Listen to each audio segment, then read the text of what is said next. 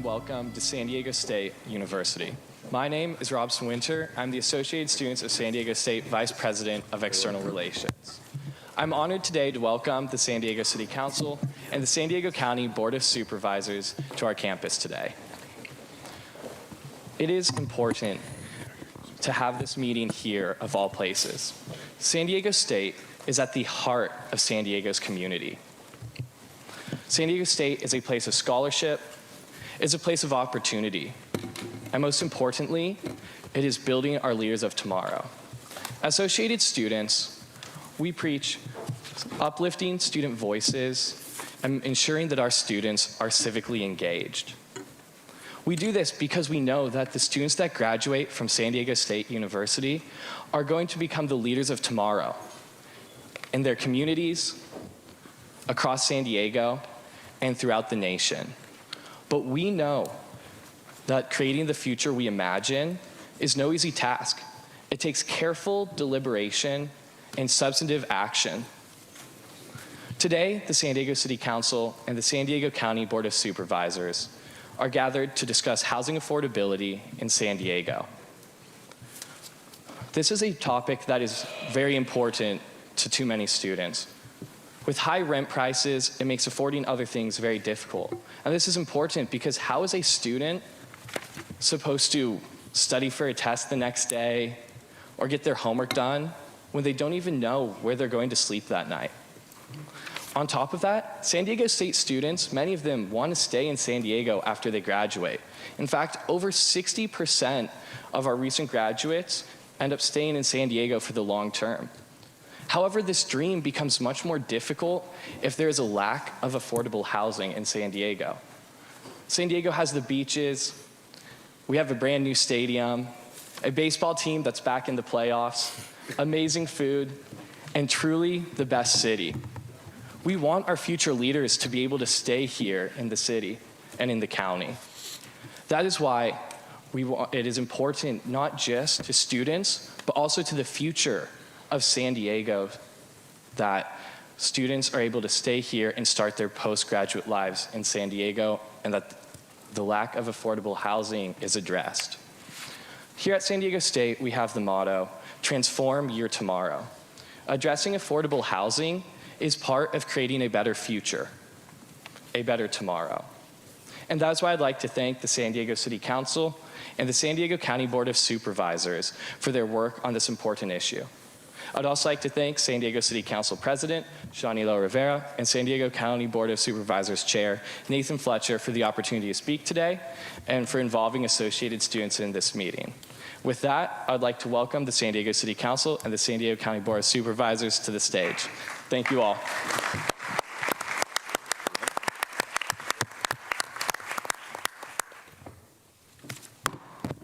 I will now call the special joint County City Council meeting of Monday, October 3rd, 2022 to order.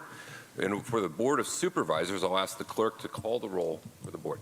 Thank you, Chair Fletcher. Supervisor Anderson. Here. Supervisor Lawson-Remer. Supervisor Desmond. Vice Chair Vargas. Vargas here. Chair Fletcher. Fletcher here. I will now call the special joint county city council meeting of Monday, October 8th, 2022 to order for the city council. Clerk Malin, please call the roll. Thank you, Council President. Councilmember LaCava. Present. Councilmember Campbell. Here. Councilmember Whitburn. Here. Council President Pro Tem Montgomery Stepp. Here. Councilmember Von Wilpert. Present. Councilmember Kate. Here. Councilmember Campillo. Here. Councilmember Moreno. Council President Ela Rivera. Present. We will begin this morning with the Pledge of Allegiance, led by Robeson Winters, Associate Student Vice President of External Affairs. I'll ask everyone to please rise.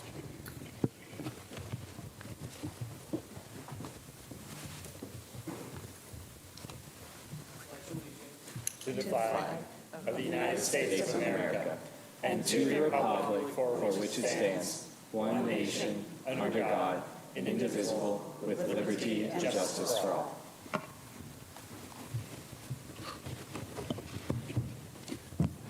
Good morning. We are thrilled that so many of you have joined us today for what I believe is something that needs to happen more often than every 20 years. And that's our city and county government coming together to address regional issues that impact us all. In my time on the Board of Supervisors, I've made it a high priority to have our county be more involved, more engaged, more proactive, a better partner to all 18 incorporated cities, the largest of which being the city of San Diego.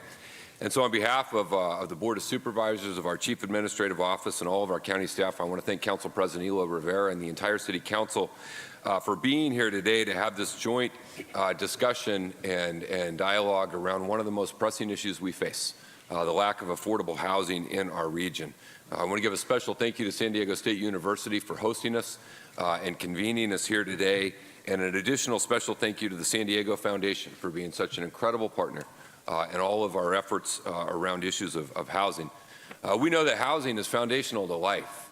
It is the most basic thing that you need in order to be able to live a fulfilled and thriving life. We also know that in San Diego County, we have some of the least affordable housing anywhere in the country. This is not just an issue that ties into homelessness. We spend a lot of time talking about affordable housing as it relates to getting people off the streets. But the reality is there's a lot of working class folks who get up and go to work every single day, who work incredibly hard and who struggle. There's families who have a hard time figuring out how they're going to make ends meet. There's parents, me being one of them, who are greatly concerned about where your kids have the opportunity to be able to live and thrive in our region. And even before the pandemic, all signs were pointing to a structural mismatch between the housing inventory that we have in San Diego County and the demands and needs of our region. And so that requires us to come together, to look at every opportunity and every avenue that we can possibly explore for how we can make it easier for more people to be able to afford a home and stay right here in San Diego. We know, according to the National Low Income Housing Coalition, there are more than 183,000 very low income households in the county and 46,000 units for them to rent if we want them to pay no more than 30% of their income. That means about 1 in 4 low-income San Diegans will have the opportunity to live in a unit that they can afford.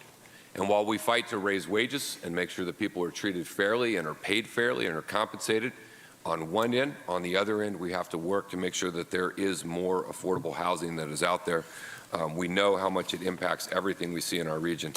And so it was made complete sense that when we decided to convene for a joint meeting, that this would be the topic that we chose to focus on. I know city government is incredibly engaged and is moving forward on really significant housing projects in the city of San Diego, and they should be commended for the effort and vision where they're going.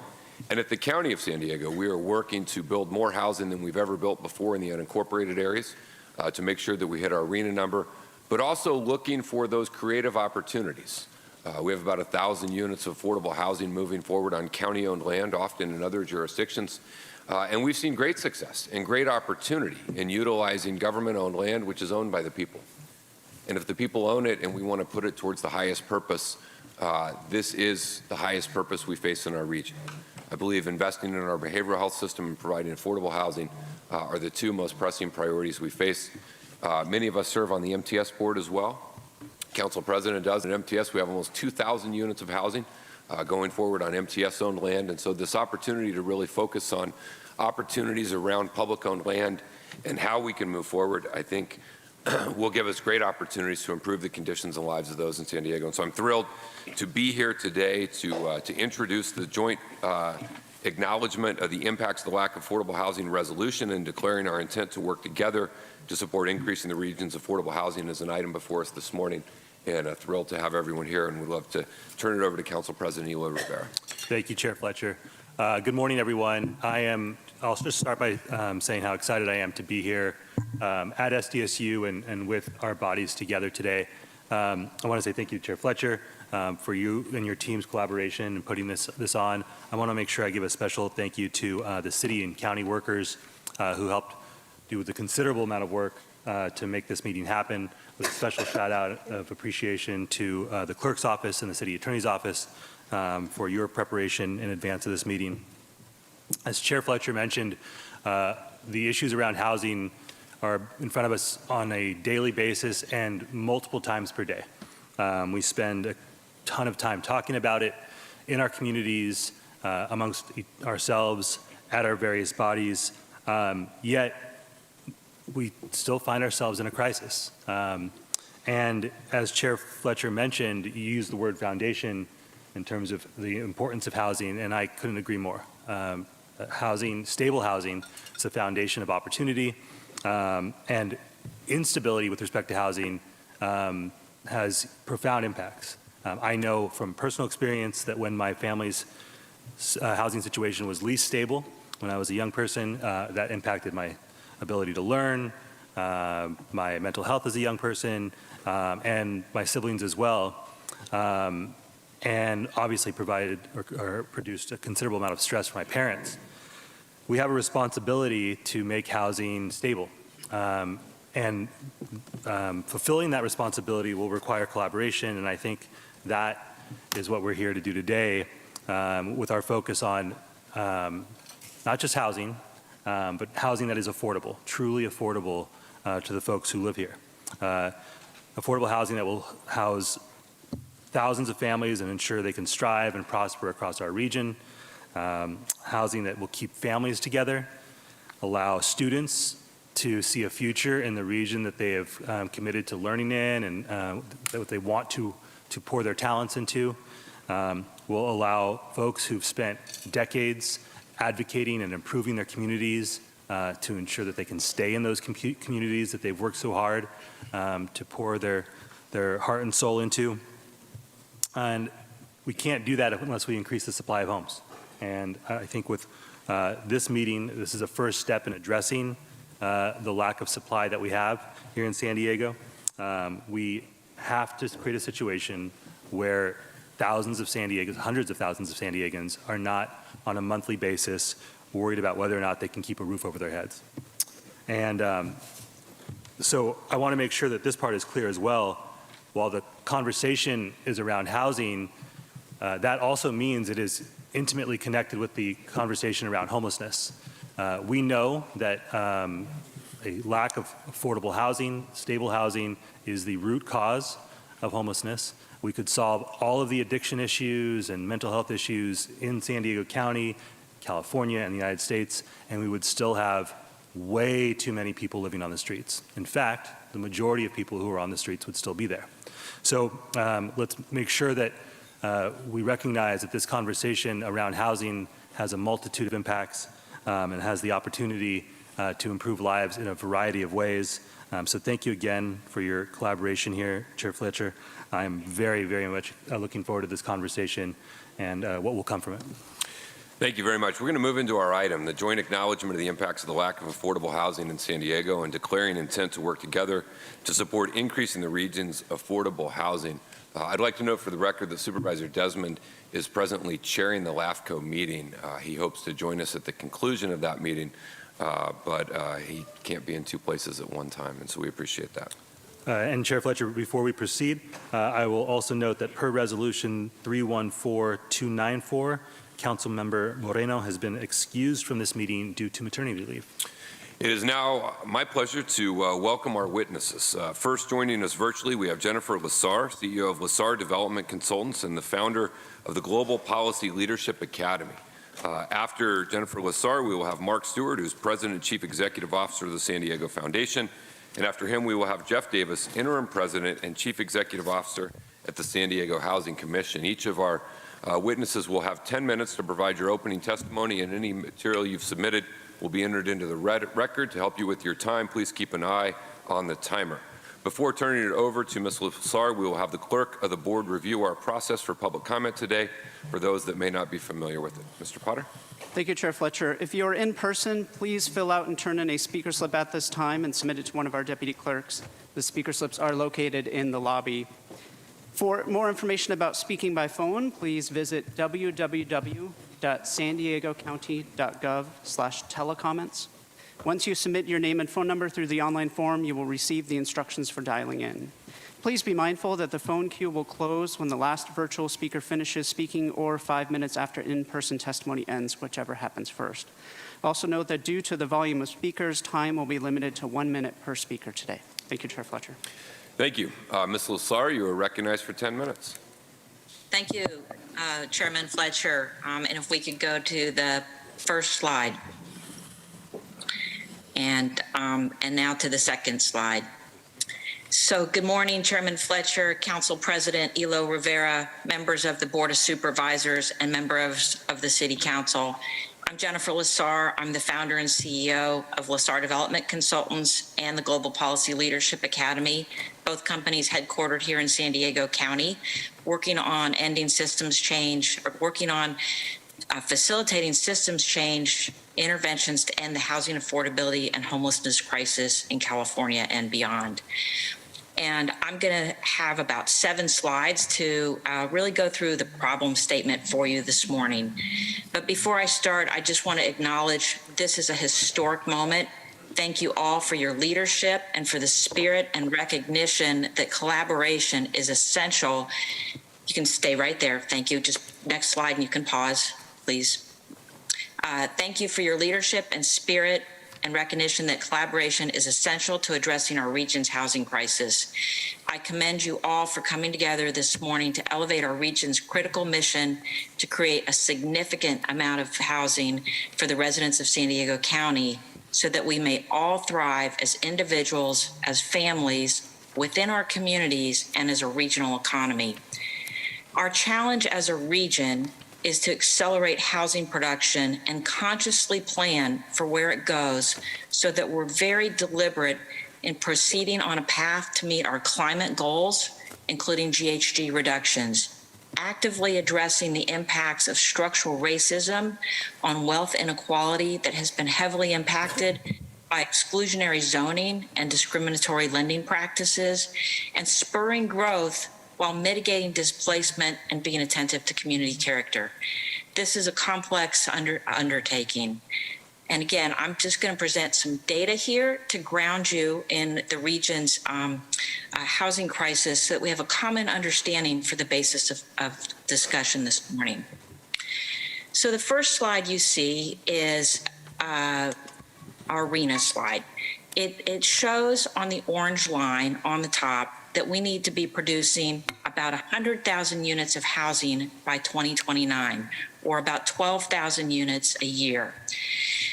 Where we've been is reflected on the blue line, showing that in 2013 and 2014, we were up around 4,000 units. We dipped significantly, and we were up to about 3,046 units in 2021. As you can see, we have a huge jump shown by the gray line to reach our annual production hurdle of 12,000 units. And meeting this significant increase is not something that can be done overnight. It's going to take a tremendous ramp up in production, but there are places that we can start, which are a focus today on public land as one of those to accelerate production in the region at scale. Next. So what do we mean by affordable? So that we're all using the same language.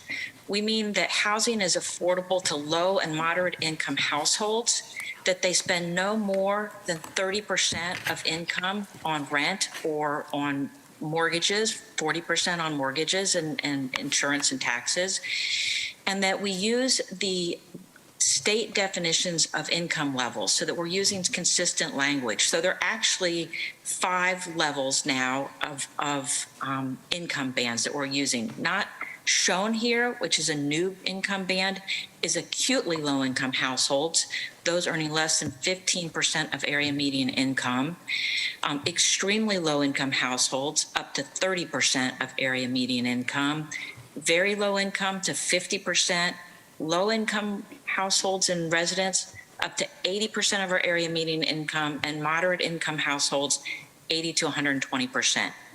Next slide. So what does that mean in terms of dollars? What that really means is that a household, a single person who makes almost $73,000 a year is low income, or basically at up to 80% of the median income. And the median income for a family of four is almost $107,000. So that is a moderate household is in that range. Moderate income families are earning up to almost $130,000 a year. And next slide. What does that mean when we get down to wages? Probably the thing that we all understand most easily. So a low income single person, up to 50% of area median income, making up to about $42,000 a year, is earning about $22 an hour. A moderate income single person is earning about $35,000 a year, or up to $73,000 a year. And again, a four-person household in the low income range, up to 80%, is earning about $50 an hour as a household, or $25,000. So you can see that actually wages and incomes seem like they're pretty high, especially if you think about how that compares across the nation. But we're really talking about serving households who might be earning in excess of $100,000 a year, who are also strapped in our region. Next slide.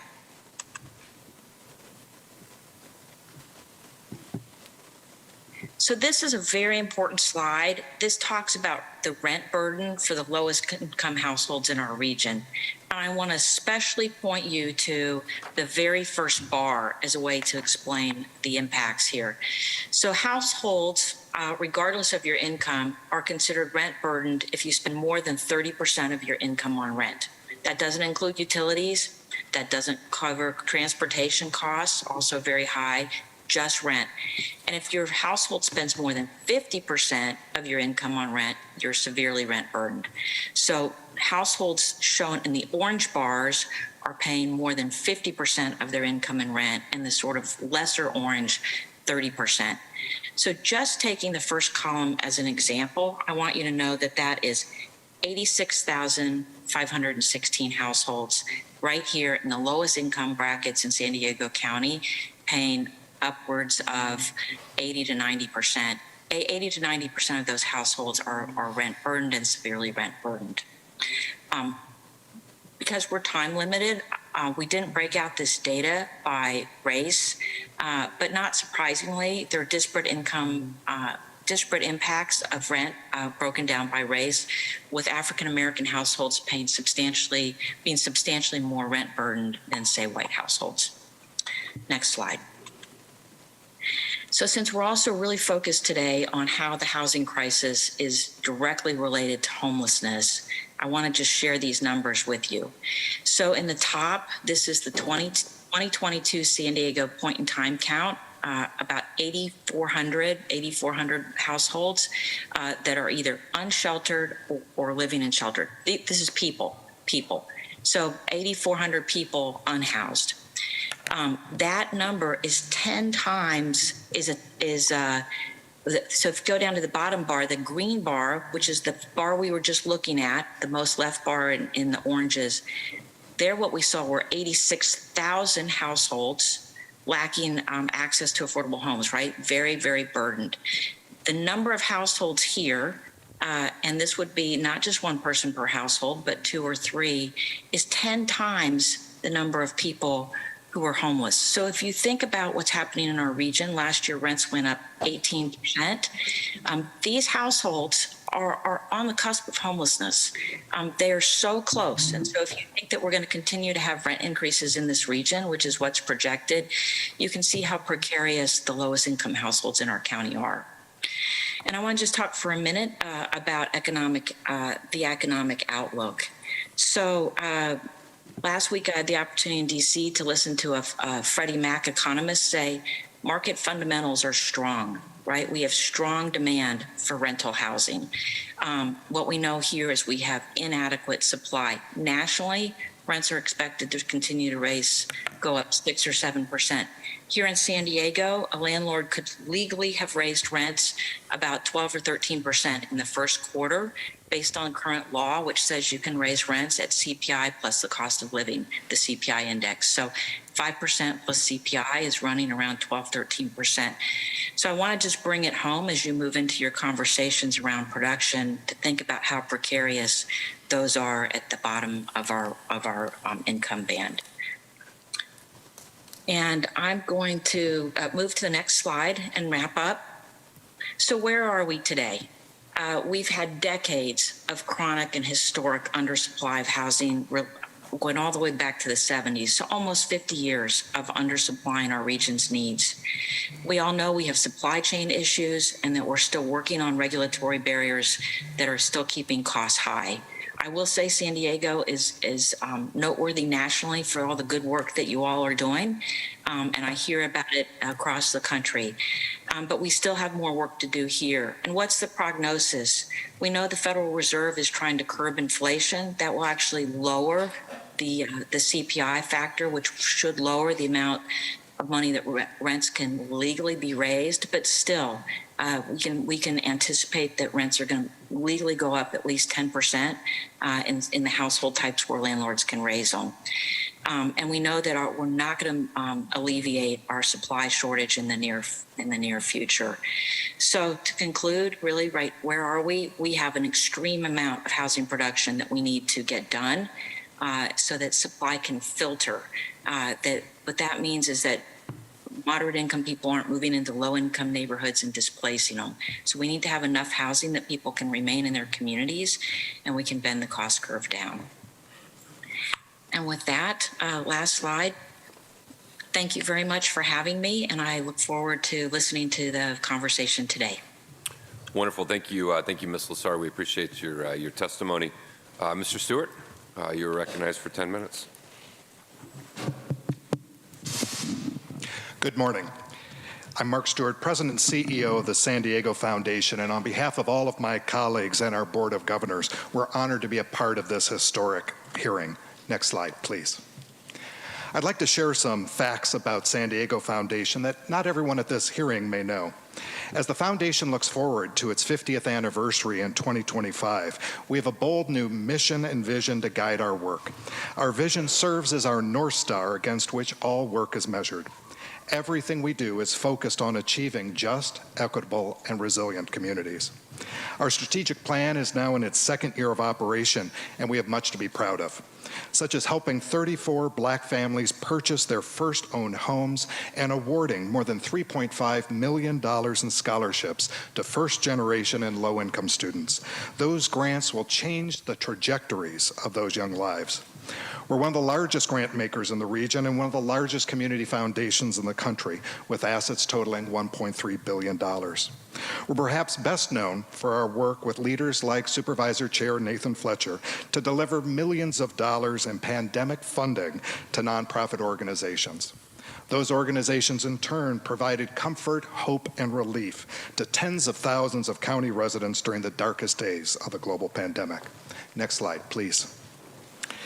As our region began to emerge from the worst days of this pandemic, it became very clear to our staff and board that we're now faced by an even more excruciating epidemic that challenges our region in so many ways, many of which are illustrated on this slide. This man-made plague is the punishing lack of housing affordability and access throughout every corner of our county. San Diego Foundation has been very focused on playing a key role in finding solutions to this challenge as a philanthropic leader and innovation partner with all of those who wish to see real results as quickly as possible. Next slide, please. That's why the Foundation launched our Regional Housing Impact Fund in late 2021. At that time, our Board of Governors made its single largest discretionary commitment, $10 million, to jumpstart our efforts on affordable housing. In March of this year, we joined with Supervisor Chair Fletcher at the State of the County address to make that financial commitment public and to share our excitement to partner with the county to match its vacant biddable parcels with an investment fund of at least $100 million. Our board and staff are fully committed to raising those funds. The fund will invest in new construction, rehabilitation projects, and land for the purpose of housing more San Diegans across the county. Next slide, please. We're working with top attorneys at Latham & Watkins to create the legal framework for the Regional Housing Impact Fund, and KPMG is our partner to develop private placement memoranda and marketing materials to attract investment capital from several sources. We'll focus our fundraise on the largest corporations, foundations, and private investors who wish to make a real difference in our region, as well as receive a modest return on their capital commitments. We're not seeking handouts. As we reach out to the largest corporations in our region, we'll ask them to invest in the future of teachers, first responders, and those in our service and tourism economy who all make San Diego an amazing place to live, work, enjoy, and learn. This permanent revolving fund will leverage public, private, and philanthropic dollars to accelerate the production and preservation of housing and create equitable, sustainable, community-focused housing. Next slide, please. From all of our research and study, the secret ingredient to making affordable housing truly affordable and to keep it that way for generations is free land. That does not mean a public entity needs to give up control or ownership of that land. It's contributed to this enterprise without cost to significantly decrease the per unit building costs and to increase the production of new affordable apartments and homes for sale. There are many landholders, including religious institutions, that acquired parcels decades ago for future development, and now is the time to consider how to best activate those parcels for the public good. Next slide, please. Of course, every parcel, every vacant parcel that is privately held or in government hands will not make sense for building affordable housing. The San Diego Regional Policy and Innovation Center commissioned skilled researchers and technologists to develop a GIS mapping tool and scoring system to determine which parcels across the county would be best for building affordable housing at our earliest opportunity. Data to build this GIS tool came from California State Parks, SANDAG, Garmin, NASA, the EPA, and it's powered by ESRI. How the parcels would be scored was critically important. Next slide, please. The parcels, every single parcel that was examined was considered on a 0 to 100 point scale utilizing 14 variables. The most important set of weights was quality of life metrics. Parcels near schools, parks, doctor's offices, grocery stores, but also not within a 1/10 of a mile of a major freeway received the highest scores in this set of factors.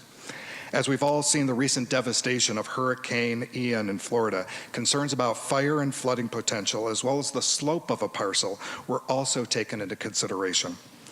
We looked at access to high-quality transit lines, those where the wait time for buses and trolleys are never more than 15 minutes. Excluded from our evaluation process were vacant or reusable parcels that just didn't make sense. No one would ever wish to build on a park, cemetery, or dump. Next slide, please.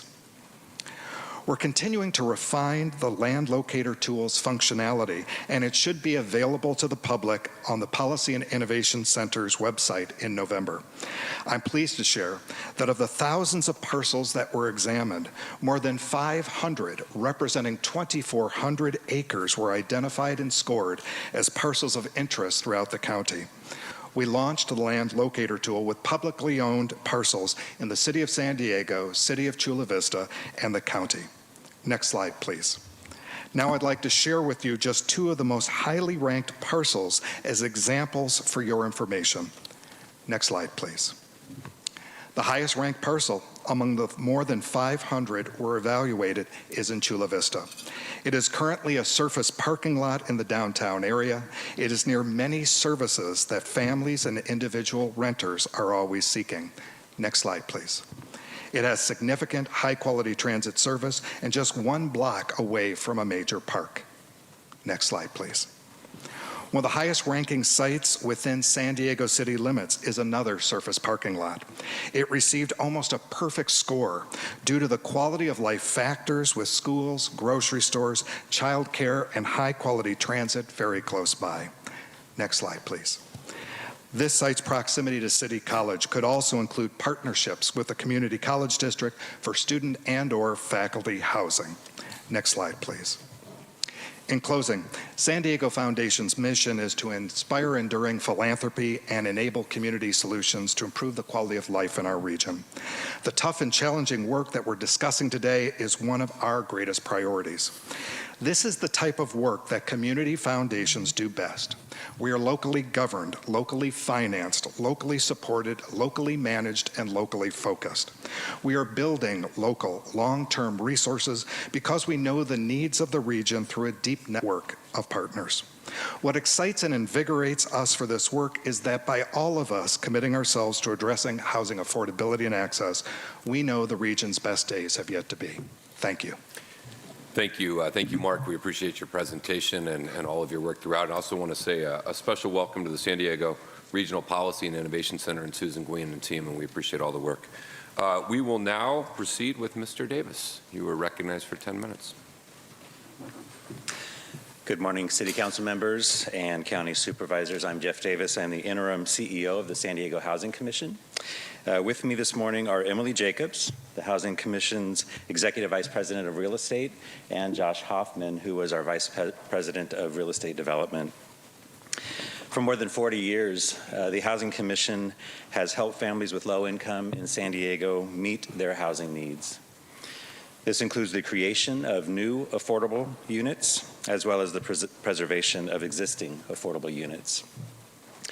The Housing Commission collaborates with federal, state, and local governmental leaders, developers, financial institutions, and service providers to make affordable housing possible. Through our efforts, more than 22,000 affordable units are now in service. However, as you very well know, the need for additional affordable housing for families with low income is very well established. As we explore options to increase housing production to address this growing need, the San Diego Housing Commission is considering increasing the density at the properties that we own. Our presentation today includes a discussion about the types of properties in our portfolio and potential options for increasing density at some of those properties. Further study is needed to determine the next steps, and this process will take time. However, the result could provide a meaningful opportunity to preserve and add affordable units that the city desperately needs. We look forward to working with you and your staff as we evaluate these options as an important part of the housing solutions for San Diego. And with that, I will turn it over to Emily Jacobs. Good morning. Apologies, we have the wrong slide deck up. Check. Council President and Chair, is it okay if we take a second to get the right one? Of course.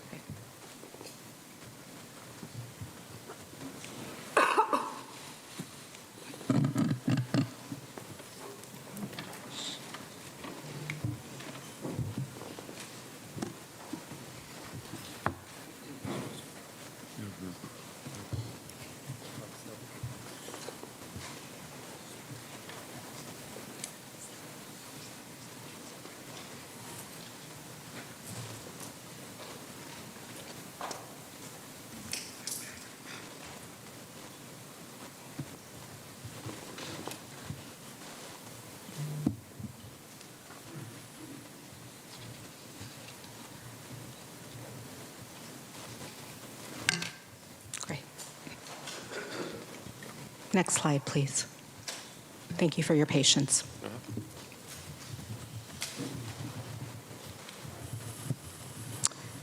We'll begin this morning with a brief overview of the Housing Commission for those of you that are not familiar. Our jurisdiction is within the City of San Diego. However, we also serve some residents of the County of San Diego. An important part of the mission of the San Diego Housing Commission is to foster social and economic stability for vulnerable populations through quality, affordable housing. The Housing Commission has 4 major program areas, which are shown on this slide. Next slide. The Housing Commission owns and manages over 4,100 affordable rental housing units at properties throughout the City of San Diego. These properties span as far north as Del Mar, as far south as the San Ysidro Port of Entry, as far west as the coast, and as far east as the border of La Mesa. These include single-room occupancy units and also varying sizes from 1 to 5 bedroom units. We also have 5 accessory dwelling units. On average, the properties in this portfolio are over 40 years old. They are predominantly low-density, garden-style walk-up properties. Next slide, please. We will unpack the portfolio in terms of small, medium, and large scale. Our small-scale properties are 1 unit to 18 units. The units at these properties represent about 13% of the Housing Commission and nonprofit affiliates' overall portfolio. These properties include primarily small lot, multifamily housing, and 39 single-family homes. Next slide, please. This slide shows an aerial view of a typical single-family lot in our portfolio. It is in the Otay Mesa Nestor community in Council District 8. You will notice the parcel is underutilized. Next slide, please. Our real estate portfolio also includes medium-scale properties. These are properties of 20 units to 80 units, and this is comprised of about 30% of the overall portfolio. Next slide, please. Pulitzer Place in Council District 1 is an example of a medium-scale property. This is a garden-style property that provides 50 affordable rental housing units. The medium-scale portfolio consists predominantly of garden-style walk-up properties. There are some outliers that are dense and have a historic designation. Next slide, please. Large-scale properties with 81 units or more are also part of the Housing Commission's portfolio. These properties account for about 57% of the overall portfolio. They include a modest amount of high-density properties, as well as low-density multifamily properties, including garden-style walk-ups. Next slide, please.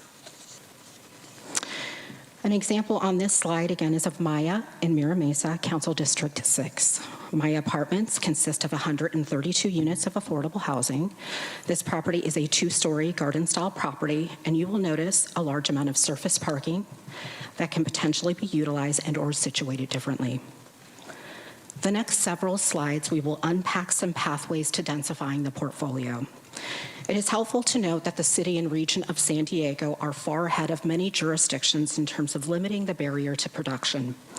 We will offer an alternative to the current land development code that could help the amount of time it takes for units to come online.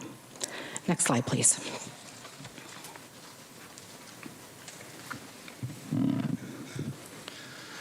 The pathway that exists today to increase density with the certainty of outcome is the ministerial process, also known as by right. This allows for development within the constraints defined by existing zoning policy. As Emily stated, San Diego has made tremendous progress in recent years toward removing barriers to housing production. However, the by right process may limit the number of units on some of our sites, which in turn may not justify the replacement costs of these existing properties. To assist with some of the common barriers to housing production, we are proposing an alternative, which we'll call the Housing Commission overlay. This change in policy would enable a by right process for affordable housing properties owned by the Housing Commission or its nonprofit affiliate. This proposed overlay would allow for more rapid development within limits informed by a project's financial or operational feasibility. The Housing Commission's Board of Commissioners and the City Council, in its role as the housing authority, would ultimately oversee this process and provide accountability. Next slide, please.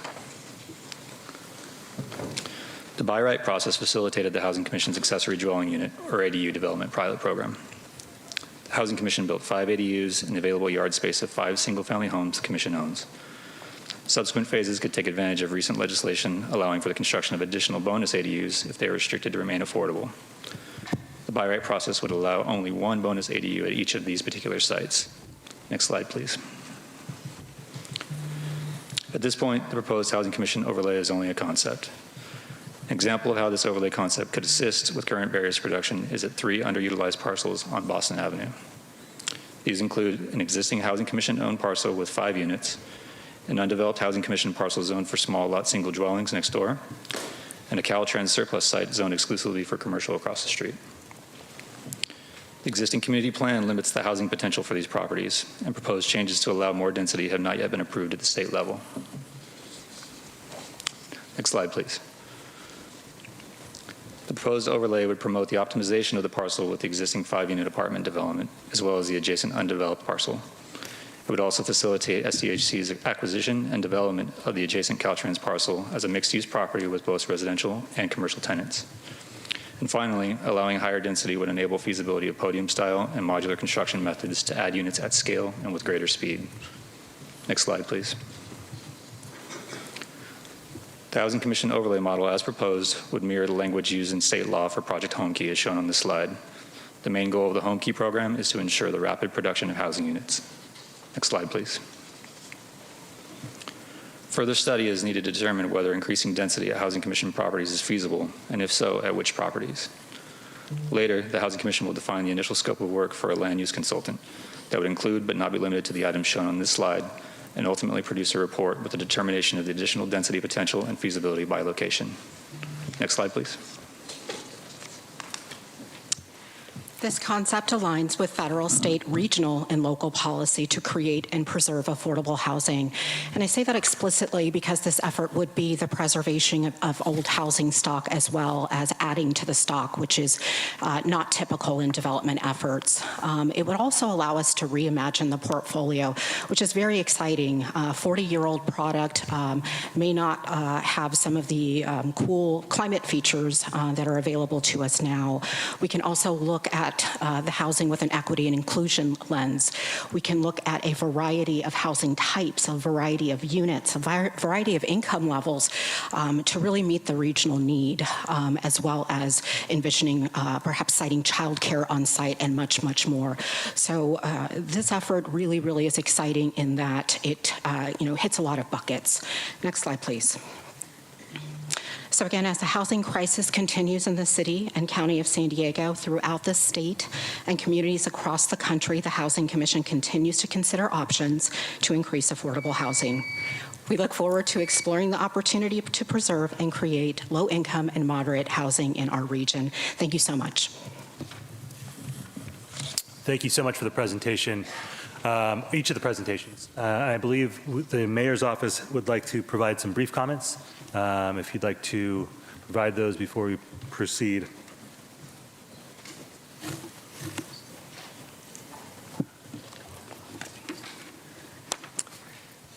Good morning, Council President Elo Rivera, Chair Nathan Fletcher, Board of Supervisors, City Council. My name is Matt Yagyagan, and I am the Deputy Director of Policy and Council Affairs for Mayor Todd Gloria. Today's joint meeting is significant. Housing and affordability and homelessness are crises that impact the lives of every San Diegan in our region.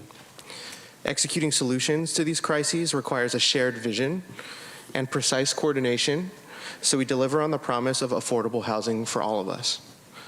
Thank you for your leadership on this issue and the work that you've put into convening both legislative bodies for the first time in 2 decades.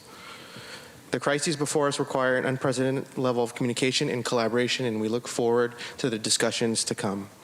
And the mayor stands ready to work with the council and the Board of Supervisors to advance solutions that put roofs over the heads of San Diegans at the prices that they can afford. Thank you for your leadership, and we look forward to today's discussion. Thank you. Thank you, Matt, and thank you for the mayor's commitment to increasing housing supply. Really appreciate it. Thank you. Thank you, Matt. Let's now hear from our public speakers. I'm going to turn it over to the clerk of the board, Andrew Potter. Thank you, Chair Fletcher. We have 46 requests to speak this morning, 27 in person, 19 requesting to speak by phone. Any members of the public that requested to speak by phone on this item, please dial into the conference line now using the instructions that were provided to you. For more information about speaking by phone, please visit www.sandiegocounty.gov/telecomments. Once you submit your name and phone number through the online form, you will receive the instructions for dialing in. Please be mindful that to accommodate both the city and county speaking rules, the phone queue will close when the last virtual speaker finishes speaking or 5 minutes after in-person testimony ends, whichever happens first. Therefore, it's important that all callers dial in now to be ready in the queue. We'll begin with the in-person speakers. Again, individuals will be allotted 1 minute to speak per person. Following the in-person speakers, we will hear from those that requested to speak by phone. Thank you so much. Clerk Malin, please proceed with in-person public comment. Thank you, Council President. And just a reminder, if you are here in person and you wish to speak on this item, now is the time to submit your speaker slip. Once we close the public testimony in person, we'll be turning to our virtual queue. So As our clerk of the board noted, we have 27 speakers. I'm going to call you up in groups of 5. There are 5 seats up here that are reserved for on-deck speakers in the front. So as I call your name, please come forward to just assist us with meeting management. Courtney Baltieski, you're our first speaker, followed by Reginald Carroll, Audra, Alan Ridley, Oliver Twist, and Angelique Calanog. Those 5 folks should be sitting on deck. And Courtney, if you could come up to the mic, you can have up to 1 minute. Thank you. What a pleasure to kick us off in public comment. Good morning, honorable supervisors and council members. My name is Courtney Baltieski with the YMCA of San Diego County. We are members of the San Diego Housing Federation, a partner with Housing Our Youth and the Children First Collective. With over a decade of underbuilding, our city and region now falls far short in accessible, affordable housing. In our work with nearly 10% of the county's population, at the Y we hear about the need for dignified housing on a daily basis. Lack of other social determinants of health compound the stress families and especially young people face. This critical collaboration and conversation is a signal to the community that we can and will do better to create more housing. In considering solutions, we join others in encouraging the creation of new funding streams, increased funding for the Housing Instability Prevention Program, tangible barrier removal to make it faster, cheaper, and easier to build affordable homes. Thank you. Thank you. Our next speaker is Reginald Carroll. Reginald, if you could step up to the mic. And Audra, Alan Ridley, Oliver Twist, Angelique Calanog, and Heidi Mather, you should be in the on-deck seats. Go ahead, sir.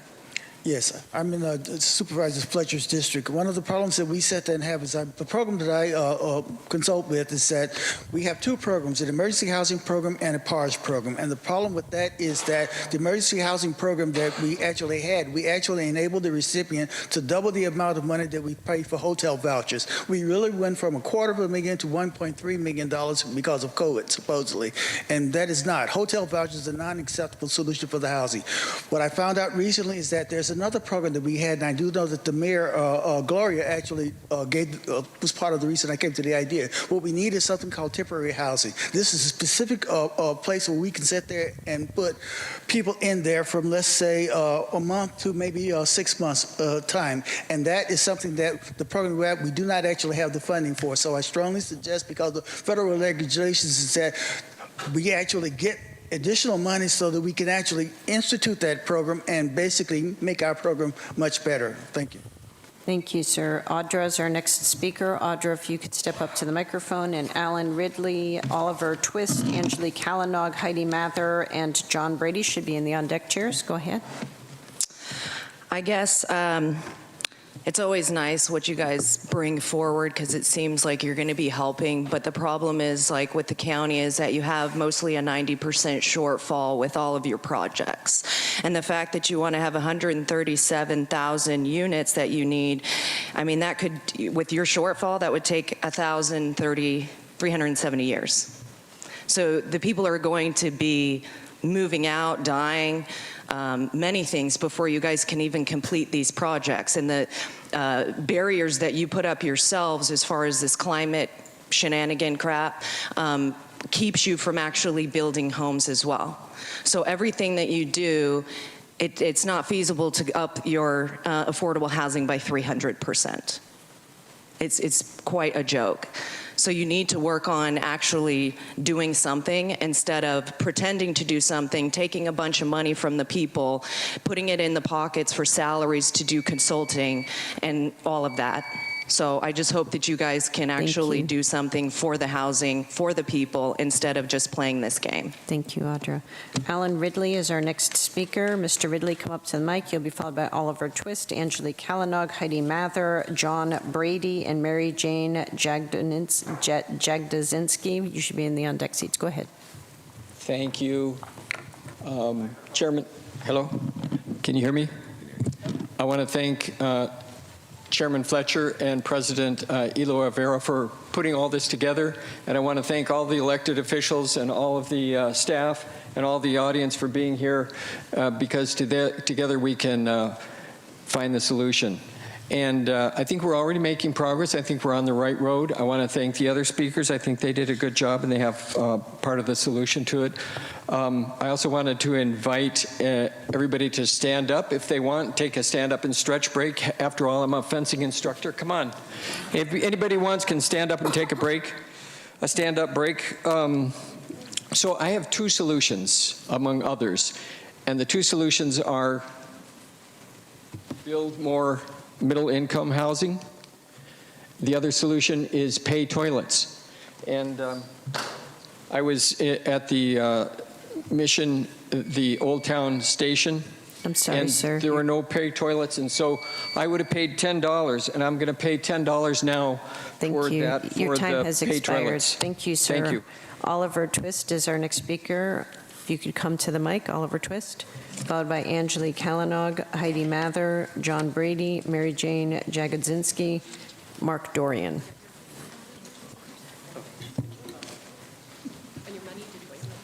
I want the money to go to a pay toilet in Mission Valley.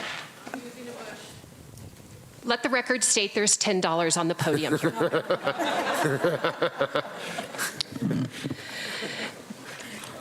Can you start my time again at a minute? Oliver Twist here. First, shame on you for taking our time down to 1 minute. We are not pesky inconveniences. We are the reason your jobs exist. Restore the Village VMT model, which has a capacity to add 22,000 units. If you won't do that, then listeners need to be keenly aware that you are absolutely prioritizing climate over their ability to buy or rent a house. 2, rethink infill zoning locations. Your infill plans don't seem to be very equitable. Older middle-class neighborhoods like Claremont and the College area will get the squeeze, while La Jolla, Del Mar, and Rancho Santa Fe will largely be unaffected. 3, reduce regulatory burdens. Many, like CEQA, exacerbate the affordability crisis. 5, for Mayor Gloria, implement a shipwrecks to shipping containers building plan. Create micro-developments of pod-type homes by upcycling sturdy, pre-built cargo containers and turning them into affordable ADU-type houses. Last, for the city, please fix your dams. You're putting lives at risk. Thank you. Angelique Kalanog is our next speaker. Angelique, please come forward. You'll be followed by Heidi Mather, John Brady, Mary Jane Jagodzinski, Mark Dorian, and Robert German. Go ahead. Good morning, Chair Fletcher, Council President Elo Rivera, members of the Board of Supervisors, and council members. My name is Angelique Kalanog, and I'm here on behalf of the San Diego Regional Chamber of Commerce, whose mission is to make the San Diego region the best place to live and work.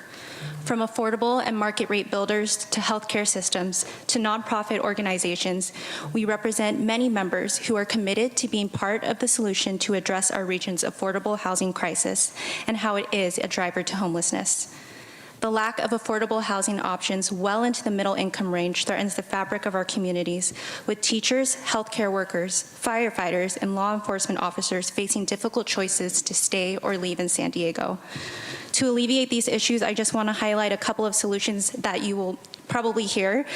Regulatory reforms at the local and state level, the need to address the cost of construction labor and materials, increasing local city county gap funding, and just making it easier, faster, and cheaper to build affordable housing. Thank you so much. Thank you. Our next speaker is Heidi Mather. Heidi, please come forward. You'll be followed by John Brady, Mary Jane Jagodzinski, Mark Dorian, Robert German, Jonathan Goodmacher. You should all be in the on-deck seats. Go ahead. Hi, good morning. My name is Heidi Mather. I am with Chelsea Investment Corporation, and we all want to just thank you for coming together to focus and tackle the biggest issue facing the quality of life of our residents as well as the economic growth of the region. Together over the years, we've worked with city and county. We've developed thousands of affordable housing units across the county, but we all know that more needs to be done, as shown in the prior presentations. I just wanted to come here to just lend our support, Chelsea Investment Corporation's support of the efforts that are going to be taken, and we're in this together, so thank you. Thank you. Our next speaker is John Brady. Mr. Brady, please come forward, followed by Mary Jane Jagodzinski, Mark Dorian, Robert German, Jonathan Goodmacher, and Nancy Rank Medina. Go ahead. Good morning, Chair Fletcher, Council President Elo Rivera, supervisors, and council members. My name is John Brady, and I'm the Executive Director of Lived Experience Advisors. I want to take a moment to reflect how far you've come in 3 years. It is wonderful to see the county and the city of San Diego working together to address housing and homelessness. 4 years ago, the city implemented a 10-year plan, and just recently we announced that we achieved 60 to 80% of their goals. Unfortunately, COVID and inflation happened. This requires a complete rewrite of our plan. For those frustrated by the number of people that are on our streets, please recognize the devastating impact of COVID and inflation is having on housing costs and total living costs in San Diego. Moving forward, please remember, ending homelessness begins with a home. Thank you. Thank you. Our next speaker is Mary Jane Jagodzinski. Mary Jane, you'll be followed by Mark Dorian, Robert German, Jonathan Goodmacher, Nancy Rank-Medina, Sarah Grauman. Thank you, council members, board members as well. I'm Mary Jane Jagodzinski. I'm Senior Vice President with nonprofit Community Housing Works. We were founded and work extensively in San Diego County 34 years ago. Just want to thank you also and lend our support in any way we can. I think this cooperation among local agencies is really critical for our region, for our state, for essential workers. And I think land is definitely part of the equation of cost. Costs are absolutely astronomical now, and land alone is not the solution. Anything that we can do to work with you in terms of any gap funds and other loans, because our mortgage plus low-income housing tax credit equity is not enough to build it today. So I appreciate your really taking the time. Thank you. Thank you. Mark Dorian is our next speaker. Mark will be followed by Robert German, Jonathan Goodmacher, Nancy Rank-Medina, Sarah Grauman, Consuelo Villalpando. Go ahead. Mark, you're not addressing the real problem. The comprehensive annual financial report has perhaps 40 times as much money as the entire budget. You're not going to tell the people about it or share it with the people. People should see the YouTube video Corporation Nation by Clint Richardson. It'll show you lots of the money they have that they're hiding and stealing from us. Your own mainstream paper said that it's over $1 million for a low-income apartment just a few months ago in the paper. Our taxpayer money will be paying part of the rent in perpetuity forever. It's unsustainable. You're allowed lobbyist campaign contributions, so you've sold this out for bankers and corporations, your masters. The bankers, according to Congress, what I saw a couple of days ago in a meeting, have half the wealth of the country. You're an authoritarian corporate oligarchy. This meeting is a joke. Your corporation is causing the problem. And 46 minutes. Thank you. 2 minutes per person, 46, that's an hour and a half. You won't even give the people that. That's absolutely next speaker, please. Disrespectful. Thank you. Robert German is our next speaker. Robert, if you'd come forward, you'll be followed by Jonathan. Robert, one thing that was missing in your numbers are accurate as far as what is needed to live here. I have 3 kids. I'm a local, born and raised. Everybody in my family and extended family has moved. They simply cannot afford here, and they are college graduates. That includes my sister, her husband, her 3 kids, my 3 kids. One of the things that's missing in this presentation is wages. Please support union shops, promote it, living wages, promote it, and that's all I got. Thank you. Thank you, sir. Jonathan Goodmacher, you'll be followed by Nancy Rank-Medina, followed by Sarah Grauman, followed by Consuelo Villalpando, followed by Consuelo from Bonita, followed by Dennis Larkin. Go ahead. Thank you. 2 things. One is, first off, I want to congratulate you for doing this. I think it's important, and I think it's a good step. However, I think that there's something missing here, and I think to a large extent it sits with you in front of us here. I think that what needs to happen is that if you look at the county, the population, you put together only are half the county. Sandag needs to get involved. We need to have a regional housing agency that can offer bonds. Excuse me. Last session, there was SB 1105, which was put forth to allow SANDAG to become a housing agency authority for the region, and I think that that would have helped, because then we could issue bonds and do as some of the other counties in the Bay Area have done and build more housing. Thank you. Thank you. Nancy Rank Medina, please step up to the mic. And then these folks should be in the on-deck seats. Sarah Grauman, Consuelo Villalpando, Consuelo from Benita, Dennis Larkin, and Yolanda Ramirez Escamilla. Go ahead. Thank you. My name is Nancy Rank Medina. I live in Linda Vista, which is one of the heavily impacted communities, neighborhoods in San Diego by gentrification. And it's a deplorable situation, because what's happening is the very low and moderate income families are being, actually it's become like a hotspot of predatory landlord practices. There are these no-fault mass evictions that are happening. Whole apartment buildings are being flipped. So these are things I'm urging the council, the city council, the board of supervisors to think about while you're pursuing these excellent first steps, and maybe taking into account some of the creative ideas here about these long-term building of more homes. It's also necessary to have short-term, provisions where current families now can be protected. If there's ways to stop and invite landlords and landowners to actually be part of their responsibility as well. So we have a private will that's developing alongside the public will. So I just encourage to consider this. Thank you very much. Thank you. Sarah Grauman, you'll be followed by Consuelo Villalpando. Is Sarah? Sarah, Graman, Sarah Grauman. Hi everyone, my name is Sara Guzman and I'm a tenant organizer with ACE.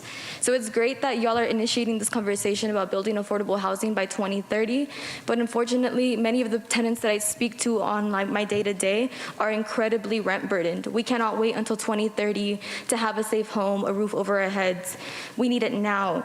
And a way that y'all can do so is by supporting tenant protections that would ensure the protection and preservation of naturally affordable housing for tenants in order to keep us in our homes.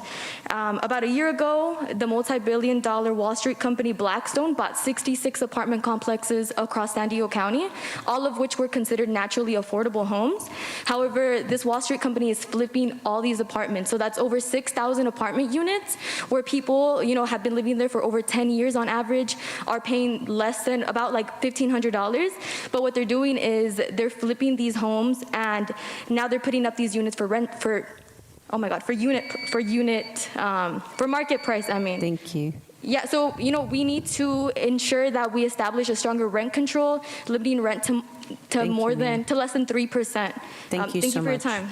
Consuelo Villalpando, followed by Consuelo from Benita, followed by Dennis Larkin. Go ahead. Oh, go ahead. Sorry, we have two Consuelos. Good morning, everybody. Well, I'm here. My name is Consuelo Villalpando. I'm from ACE. I live in the beautiful city of Imperial Beach, and I think it's great what you people are doing to protect the homeless and build more housing. They gave us a number this morning of 8427. I think we're going to be adding pretty soon 104 more spaces from the RV that I belong to, because of slumlords that, for example, we paid $733, which is affordable, and he started with $1,250 now to the new people that's coming in. So we need to protect, what we have. We need protections that protect the people like us. I'm seeing the rates, what they're saying in regards to monies is way below what we do when we're in, on fixed income. So we do need new laws to protect residents. And also, it's good to think about land trusts. Thank you. Consuelo from Benita, followed by Dennis Larkin, and then Yolanda Ramirez Escamillo, Nancy Bellum, Melissa Imani, and Vanessa Graziano should all be in the on-deck seats. Go ahead.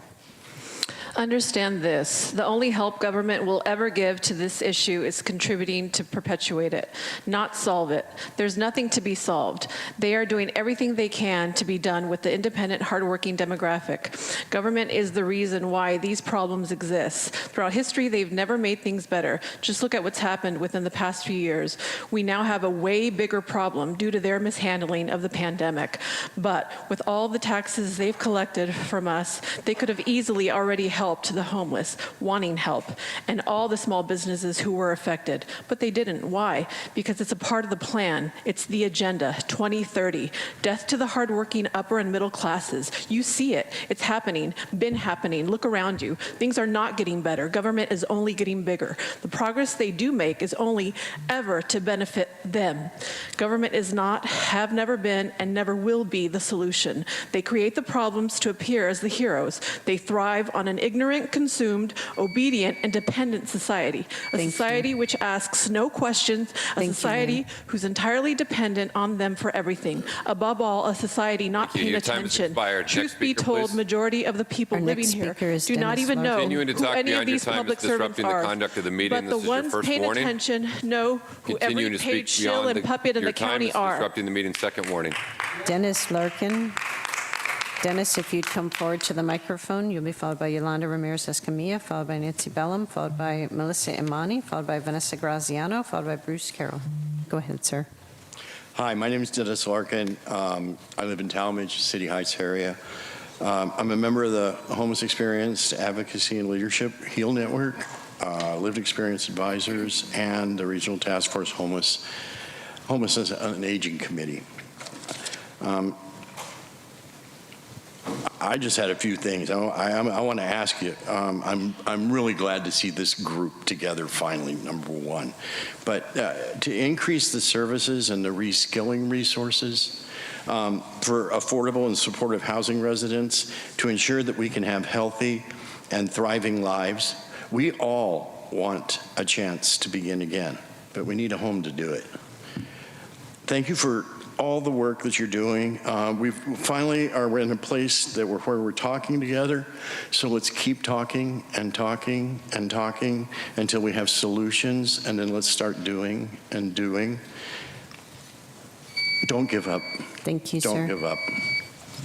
Thank you. Our next speaker is Yolanda Ramirez Escamilla, followed by Nancy Bellum. We have 10 remaining in-person speakers. Go ahead, ma'am. Good morning. I represent the Lower Sweetwater Fire Protection District, which is a district, an unincorporated area in Lincoln Acres, which is between Bonita, National City, and San Diego. We are having a water flow situation. The current minimum flow of water from our fire hydrants should be 1,200 gallons per minute. It's only, at this time, we're only getting 600 gallons of water per minute. So for housing to continue without any infrastructure responsibility is irresponsible. Also, the fire hydrant spacing should be no more than 600 feet in single-family resident areas. That is the amount for all of them, which is the entire district is zoned at that time. The fire protection district identifies multiple locations that do not meet the minimum hydrant spacing requirements. Thank you. Nancy Bellum is our next speaker. Nancy will be followed by Melissa Imani. Good morning. My name is Nancy Beam. I'm the Associate Director of our CalAIM program at PATH, People Assisting the Homeless. PATH is one of the largest and most impactful homeless services and housing providers in the state of California, serving over 16% of the homeless population through permanent supportive housing, interim housing, and an array of supportive services such as outreach. We're grateful for part of this meeting, having city and county together to discuss this shared goal of creating more affordable housing. It's critical for all entities and organizations working to address homelessness to be in alignment with consistent communication and coordination. We commend you for setting an attainable goal of 10,000 new affordable housing units before 2030. And we are here ready to help you achieve and hopefully exceed that goal. We agree with the solutions and suggestions that the San Diego Housing Federation has identified. I want to take a moment to talk about one of our clients and how housing has made the difference for them. George entered our interim housing in August of 2021 after experiencing homelessness off and on since 2028.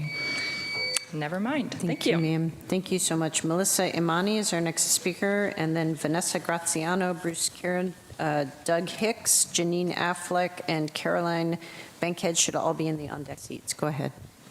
Good morning. My name is Marisa Imani. I'm with the San Diego Housing Federation. As the presentations demonstrated, the San Diego region has continued to fall short of its housing needs, as is significantly lacking in production of housing for very low to moderate income groups, which includes many working families or essential workers, teachers, firefighters, seniors, veterans, and individuals with disabilities. San Diego Housing Federation believes that the solution to this crisis is to direct county and city general fund dollars for affordable housing production, preservation, and anti-displacement efforts and homelessness.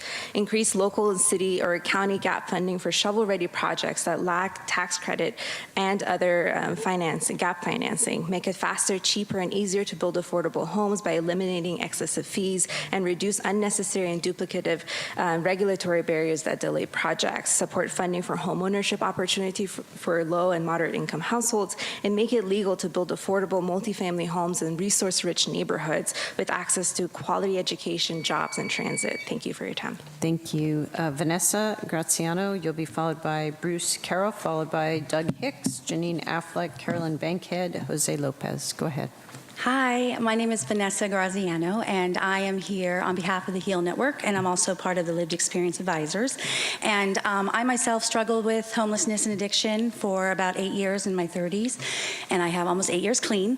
And I started a nonprofit called the Oceanside Homeless Resource about 2 years ago up in North County, and we started a shelter, and we've been running for about 2 years. And then we did transitional housing and opened up permanent housing because we realized how important it was to offer a safe environment that was communal and had all the resources and love, but also cost around $600 to $800 for their room.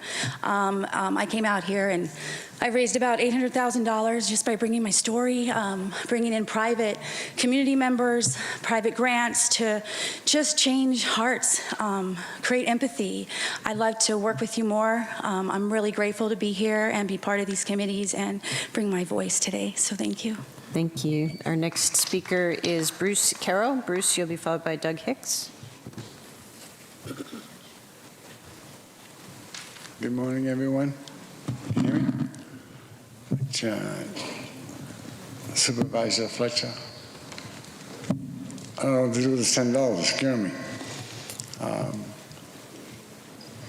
Council President, I'm honored to be here. This first summit is something that should have been done a long time ago. The quickest answer to our solutions is for all of us to work together. We can find it if we all come together. But I'm going to give you a little scolding right now. Nothing this morning has ever been mentioned about me being a senior. I'm 76 years old and a Vietnam veteran. You all should do a little bit more for the seniors in this equation for housing. I sincerely believe we can all work and do it. I thank you for my time, and God bless. Thank you. Our next speaker is Doug Hicks. Doug, please come up to the microphone, and then Janine Affleck, Carolyn Bankhead, Jose Lopez, Pamela Wilson, and Jeffrey Huter should all be in the on-deck seats. Go ahead. Good morning, supervisors, county staff, to our council members, Chair Fletcher, Council President Elo Rivera. It's been a long time coming to be able to say that from a dais. I appreciate the leadership in actually making this a regional approach to solving homelessness. But we will never build our way out of a homeless crisis utilizing a workforce that qualifies for the same affordable housing they're building in. A lot of the affordable housing carpenters that we talk to are making 40% AMI. They qualify for the affordable housing that we're living in. When I hear affordable housing advocates stand up here and say, we need to address the cost of labor, you're damn right we do. We shouldn't have people building it. This is not an issue that labor is too high. It's an issue that we have exploited workers building our affordable housing. We should have county and city policies sending a strong message as a region. If you're going to work in San Diego, you're going to make a living wage. There's new state laws now like AB 2011 that are providing resources and show a partnership between labor and the development community. It can be done. Thank you. Thank you. Our next speaker is Janine Affleck. Janine, you'll be followed by Caroline Bankhead, followed by Jose Lopez. Good morning, everyone. I haven't been living in San Diego for long. I've only been here for about 8 months, but I've experienced homelessness from New York to Atlanta to here. And it's something in the area to see it. I think the best way to understand homelessness is to actually see the area and walk and see it. I see it every day. I'm homeless. I have my luggage in the back. And to see everybody on the streets, living on the streets, some places I see older ladies, 75 years old, and they're homeless, and it really breaks my heart. If you could understand and you can have empathy in your heart and you can see it, I think the best way to understand people is to be in the community. You wouldn't understand it now that you're in the community. Some people don't live in the community, so you wouldn't understand it. Now let's maybe you come out of a store and you see someone asking for something and they're living on the street in a tent, or maybe not even in a tent. They just have a sleeping bag. Maybe not even that, not even a blanket. So I think it's great what everybody's doing, because when I saw it in the paper, I just said I really have to be here and speak it. So thank you for giving me opportunity to speak. Thank you. Caroline Bankhead, followed by Jose Lopez. We have 6 additional in-person speakers. Go ahead. You can have up to 1 minute. Hello, my name is Caroline Bankhead, and I'm very nervous. I'm here on behalf of people, all people, like working class, politicians, homeless people, rich, poor, every nationality, everyone that's suffering from this problem in any kind of way. I have a suggestion. I haven't heard many suggestions on what could be done, but I want to suggest something that is transient, a transient type of housing where you could have caseworkers work on each and every individual situation effectively and without having to build anything, not have to spend a whole boatload of money and get everyone housed now. We already have a lot of concrete pipe laying around. Thank you. And if you give me a chance to just show it to you, or it's called Never Too Small Micro Living in Hong Kong. Thank you so much. Thank you for your comments. Jose Lopez is our next speaker, and Mr. Lopez, as you step up, Pamela Wilson, Jeffrey Huter, Ramla Sahid, Rafael Bautista, and William Keith should all be in the on-deck seats. Go ahead, sir.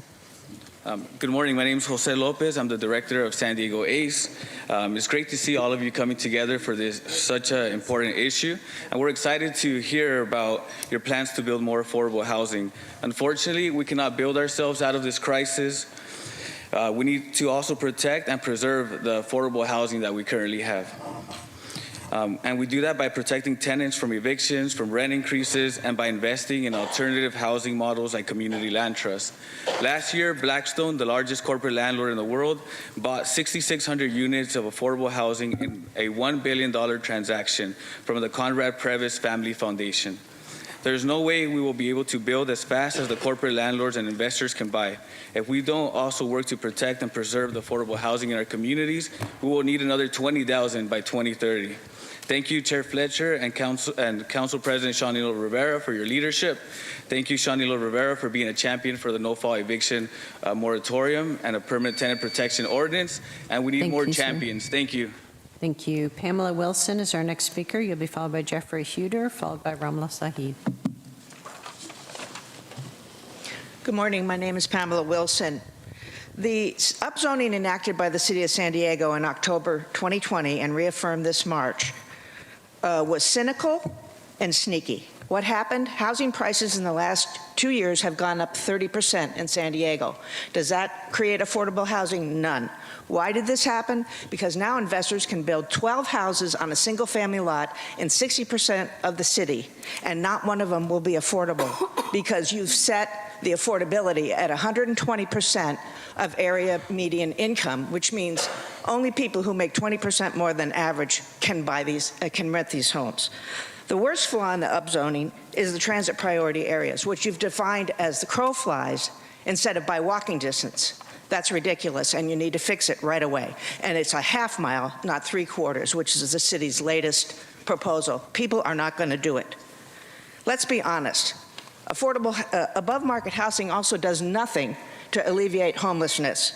You have to spend money, not do free things like sneaky upzoning. Thank you, ma'am. Thank Fix you for it. your comments. Jeffrey Huter. Jeffrey, please come forward. You'll be followed by Ramla Sahid, followed by Rafael Bautista, followed by William Keith. Go ahead, sir.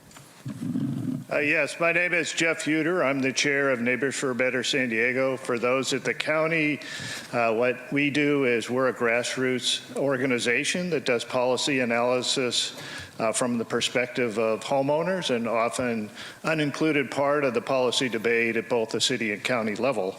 One of the things we find is even when the principles of a policy are broadly agreed upon, often it's the details that really make a difference. And to that end, what I'd like to do, in addition to what the previous speaker said about making sure our TPAs are walkable, conform with state laws regarding bus rapid transit, and also there's a third aspect, which of course is basing transit-oriented development for equity reasons on transit that's actually going to be built, not part of the 2050 RTP plan.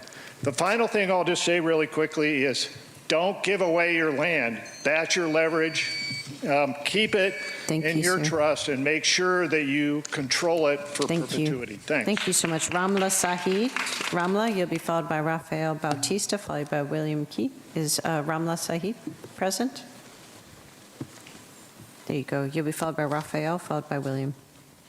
Good morning. My name is Ramla Sahid. I just want to say how incredibly important this joint meeting is, and thank you all for holding this conversation. It's such a critically important opportunity to see our city and our county coming together in this way.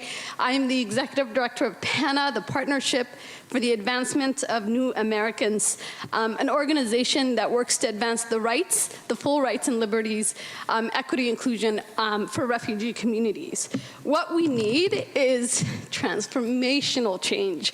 And when I say that, I mean, we're talking about production, acquisition, rehabilitation, and operations of housing for students, young adults who are just starting out, extremely low-income families, and middle-income families who deserve a fair shot at getting to the next rung. Those are the opportunities we need to be creating in the city and in the county, but you can't do that without baking in protections, tenant protections that raises the living standards for everyone. Thank you so much. Rafael Bautista, followed by William Keith. Thank you, everyone. This is Rafael Bautista. I'm the director of the San Diego Tenants Union. I want to say that we do support affordable housing. However, projects like PQ Village, MAC projects like President John Adams Manor, Mercado Apartments, and now we're dealing with Park Crest Apartments. These are affordable low-income tax credit housing. And guess what's happening? People are getting displaced with rent increases, abusive management, and exploitation. These are nonprofit developers taking advantage of our money, our bonds, to use to exploit our people and displace them. Now, if we're gonna do affordable housing, we gotta talk about rent control. We implore you to put rent control and emergency rent freeze and emergency rent controls in place, just cause tenant protection ordinance in place. This is the most important thing you can do to preserve natural, affordable housing. Natural, occurring, affordable housing. We don't need a housing czar, we need solutions now. Thank you. Or the working class will gobble you up. Thank you. William Keith. William Keith, please come forward. Okay, good morning, everybody. Glad to see you made it today. Okay, my name is Mr. William Keith. I'm an honorably discharged veteran from the United States Army. I have been homeless before, and I'm not that far from being homeless right now because I live under the umbrella of Vash HUD Housing, and they can pull the rug out of me, underneath me at any moment, at any time. With that being said, I have seen personally much, too much, when it comes to those who create the culture, those who created the environment for homelessness in the first place. If we're going to attack, we want to attack there. Unbelievably, the 50 to 60% veterans who are homeless that make up the homeless population here in San Diego right now is just a downright ugly shame. I've spoken to my senators, my congressmen, I've spoken to people right here in this room. What do we need? It's very simple. It's not housing. It's compassion and concern for those who are laying outside in the street. Thank you. Thank you so much. In addition, Douglas Jack submitted a speaker slip in favor but did not wish to speak, and Cassandra Cotton submitted a speaker slip in opposition but did not wish to speak. And with that concludes the in-person public testimony. So in-person testimony is closed. I'm going to go ahead and set our timer for 5 minutes. The timer will begin. We'll take all callers in the queue at the conclusion of those 5 minutes or when the queue is exhausted, whichever occurs first. I will now pass it over to the clerk of the board, Andrew Potter, for the phone-in testimony. Thank you, Clerk Malin. Now we will hear from those that requested to speak by phone. When it is your turn to speak, you will be unmuted and you will hear a recording that will tell you to begin your comments after the beep. I would remind the callers that they should mute their TV or live video stream before they begin speaking. We'll begin with our first caller.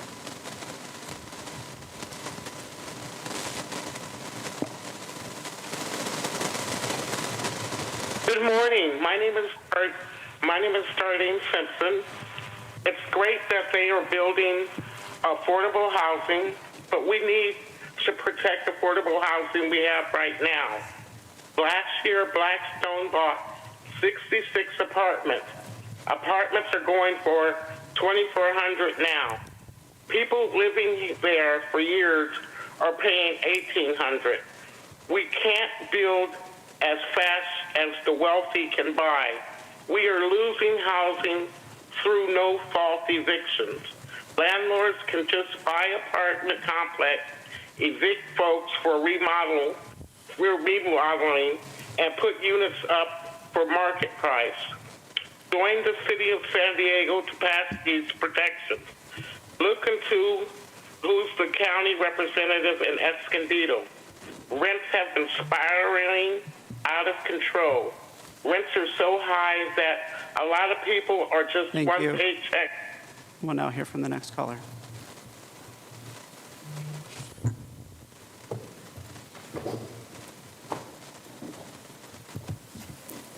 Good morning, Chair Fletcher, Council President Elo Rivera, supervisors, and council members. My name is Jack Christensen from San Diego Association of Governments, and I'm here on behalf of SANDAG to commend you for your leadership in coming together today. SANDAG is here to help support your housing goals through our agency's Housing Acceleration Program, which provides technical assistance and toolkits for staff, data and analytics, like with our regional anti-displacement study, and most importantly, funding. We have approximately $43 million through the state of California's Regional Early Action Planning Program that will be available early next year, which aims to fund planning and housing construction work that accelerate both infill development and reductions in per capita vehicle miles traveled. We look forward to working with each jurisdiction in the region on this, and then again, thank you for your leadership here today, and for those of you that serve on the SANDAG board, we're grateful for the leadership that you bring there as well. Thank you. Thank you. We'll now hear from the next caller.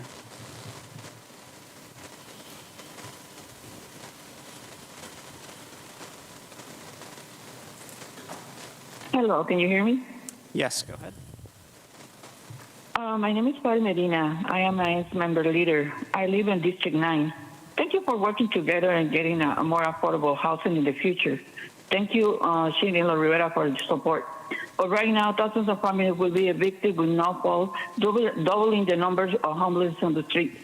We need to pass a no-fault law to protect us against remodeling, fixing the places just to kick us out of our homes. Rent control will prevent massive evictions. Greenness from the out-of-state investors to buy out our apartment complexes and houses, making us out like we don't worth nothing. Stop the greedy landlords to keep us chained, to become a slave in their demands and abuse and be criminalized because we have been poor. We are tired of being here. Being in fear, tired of being invisible, we're tired of being ignored, we're tired of not being listened. People were raising a movement against injustice, their rejection. Thank you. Your time is up. Thank you. We'll now hear from the next caller.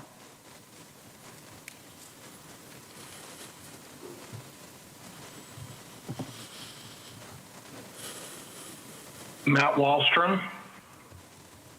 Go ahead. I want to echo the concerns of ACE, Tenants Union, and others that you will continue to rely on the same for-profit market that got us into this crisis. By only pursuing supply-side solutions, you ignore how housing demand is warped by real estate speculation wanting an endless supply of vacation rentals, second homes, and investment properties. So you need to fix this first. And you need to enact meaningful existing affordable housing preservation, eviction protections, rent controls, and vacancy taxes. You need to prioritize adaptive reuse of historical and commercial properties over demo for new construction. And above all, you need to stop selling off public land for development rather than leasing it, so that more than token amounts of affordable housing result and that what is built remains in public hands. Otherwise, the only result of today's meeting will be throwing more good taxpayer money after bad. Thank you. Thank you. We'll now hear from the next caller.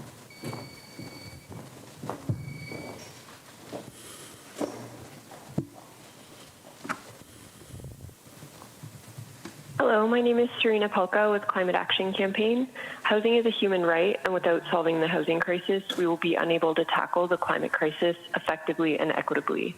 Thank you to the Board of Supervisors and San Diego City Council for supporting regional solutions to the affordable housing shortage, such as subsidizing the development of 10,000 new affordable homes by 2030.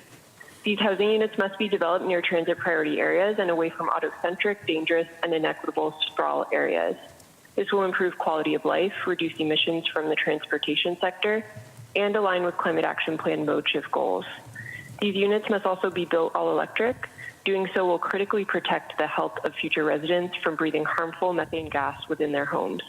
A stable home is one that is affordable with clean, breathable air. Thank you for your time and the opportunity to speak. Thank you. Also note that the 5 minutes have concluded and we have 9 speakers in the queue at this time. No other speakers will be taken for this item. We'll move on to the next caller.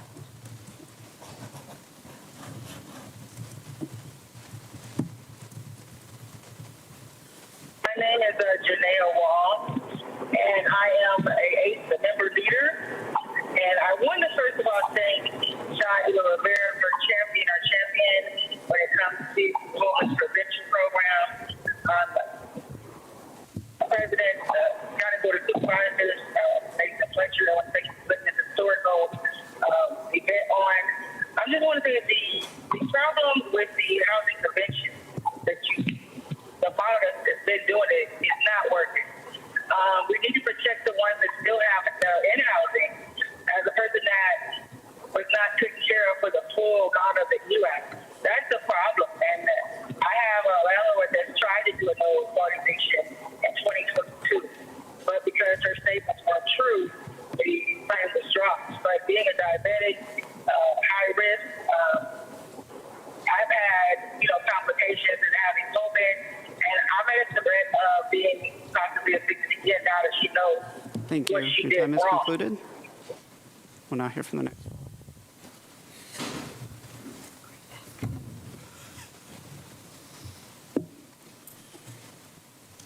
Good morning. Thank you all for hosting this forum. There's no more important issue than right now.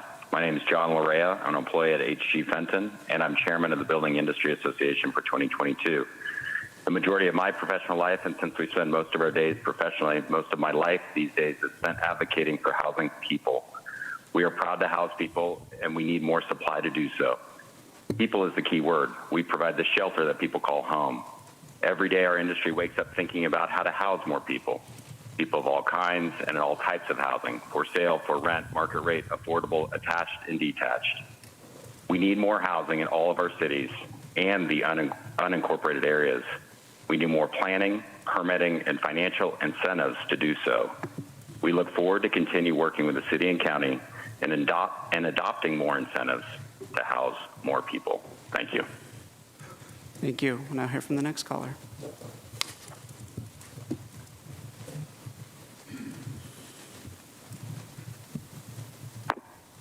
Paul Henkin. The homeless problem we need to fix is a multifaceted thing involving employment, personal dignity, housing, crime, and psychological stuff. Please look at the big picture, not the little bits when someone complains too loudly. Mini homes for the homeless and the board to subsidize housing plan are a good start. Other ideas? Social workers to make sure they're eating enough and quality food, a social worker embedded in city and county libraries and parks and recreation, monitoring recreational areas and connecting to outreach teams. A big part of the overall problem is crime. Homeless with too much spare time turn to drugs or crime to fill a void. And may I note, especially if you start taking their stuff, they will want to replace it by... Thank you. Your time is concluded. Now hear from the next caller.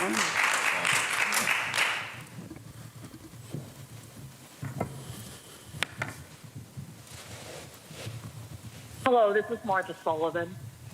I just want to emphasize that this is a disaster to be declared as such. It's not a crisis anymore. It's a disaster that's been building for 12 years. The county medical examiner reported 334 houseless residents of our county died in 2020. And so far, with the report for 2021 not finalized, has reported 495 houseless residents have died in our county. That's 70 times the rate of death among the general population in our county. This is a disaster, and you need to declare it as such so that we can provide disaster relief on an emergency basis. Please call it the disaster that this is and act accordingly. Time is concluded. Now hear from the next caller.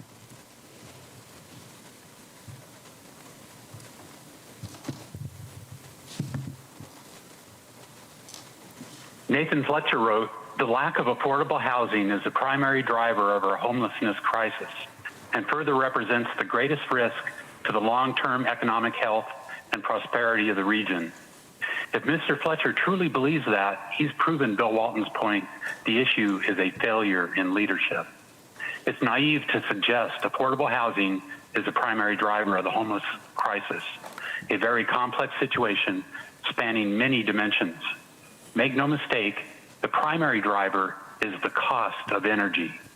But this board and council wholeheartedly continues to embrace not only ineffective but destructive ideologies that aggravates the situation, e.g. climate change. The only suitable action you can all take today is to resign and allow others with a broader, creative vision to lead. Truth always trumps ideology. And for the record, that caller was Mike Borello. For members of the audience who are here, you're not going to interrupt the speakers or the proceedings of this meeting. You were interrupting the speaker who was there and the proceedings of this meeting. If the outbursts continue, you will be removed from the meeting. I apologize. Continue. Thank you, Chair Fletcher. For the record, that speaker is Mike Borello. Move on to the next caller.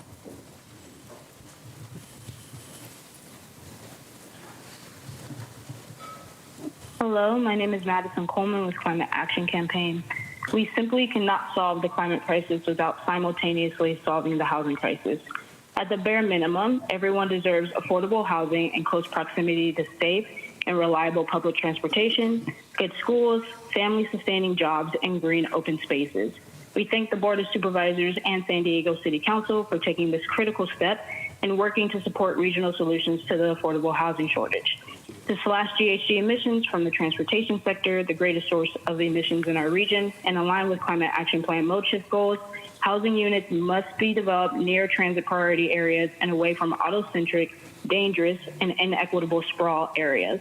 Lastly, to ensure that these investments are as effective as possible, we recommend that the resolution's affordable housing definition aligns with state income categories for very low and low income households, making 0 to 80% of the area median income.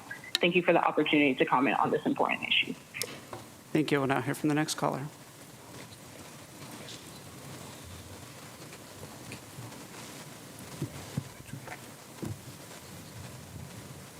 Hello, this is Catherine Rhodes, and I wanted to tell you about a solution to the the need for an ongoing source of homeless funding. It was made 30 years ago, and that is the 1992 Agreement for Cooperation between the Redevelopment Agency and the County of San Diego.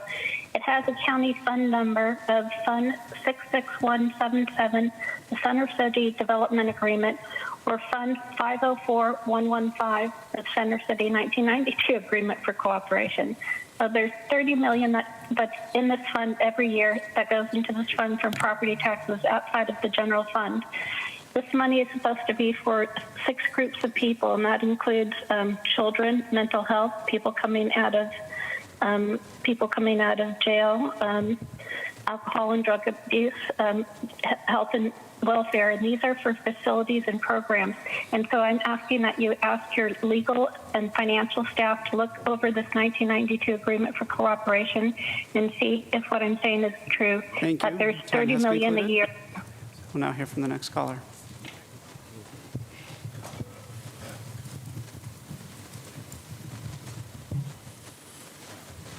My name is Levi Giafilioni, consultant with Lived Experience Advisors. I was homeless for 6 years, and I've been now for 9. Thank you for holding this landmark meeting and acknowledging the dire state of our housing inventory. I want to thank Jennifer Lazar for dropping so many facts on us. Due to COVID and recent inflation, I think that we need to refocus our housing goals to meet the regional housing needs assessment, rather than dropping the goal to what we find attainable. We need to expand LEAP countywide or re-engage the Security Deposit Assistance Program. I would like to see programs facilitated to increase veteran home ownership as well as veteran new construction of their own homes.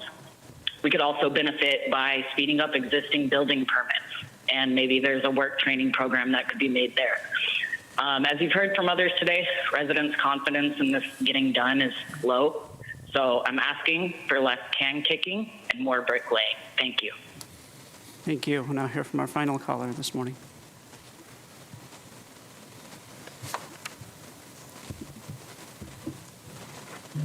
Truth, the county supervisors and the San Diego City Council have come together outside of proper authority and jurisdiction to jointly address what they say is the top issue, housing. It's not inflation, and it's not even the 2 states of emergency we're in.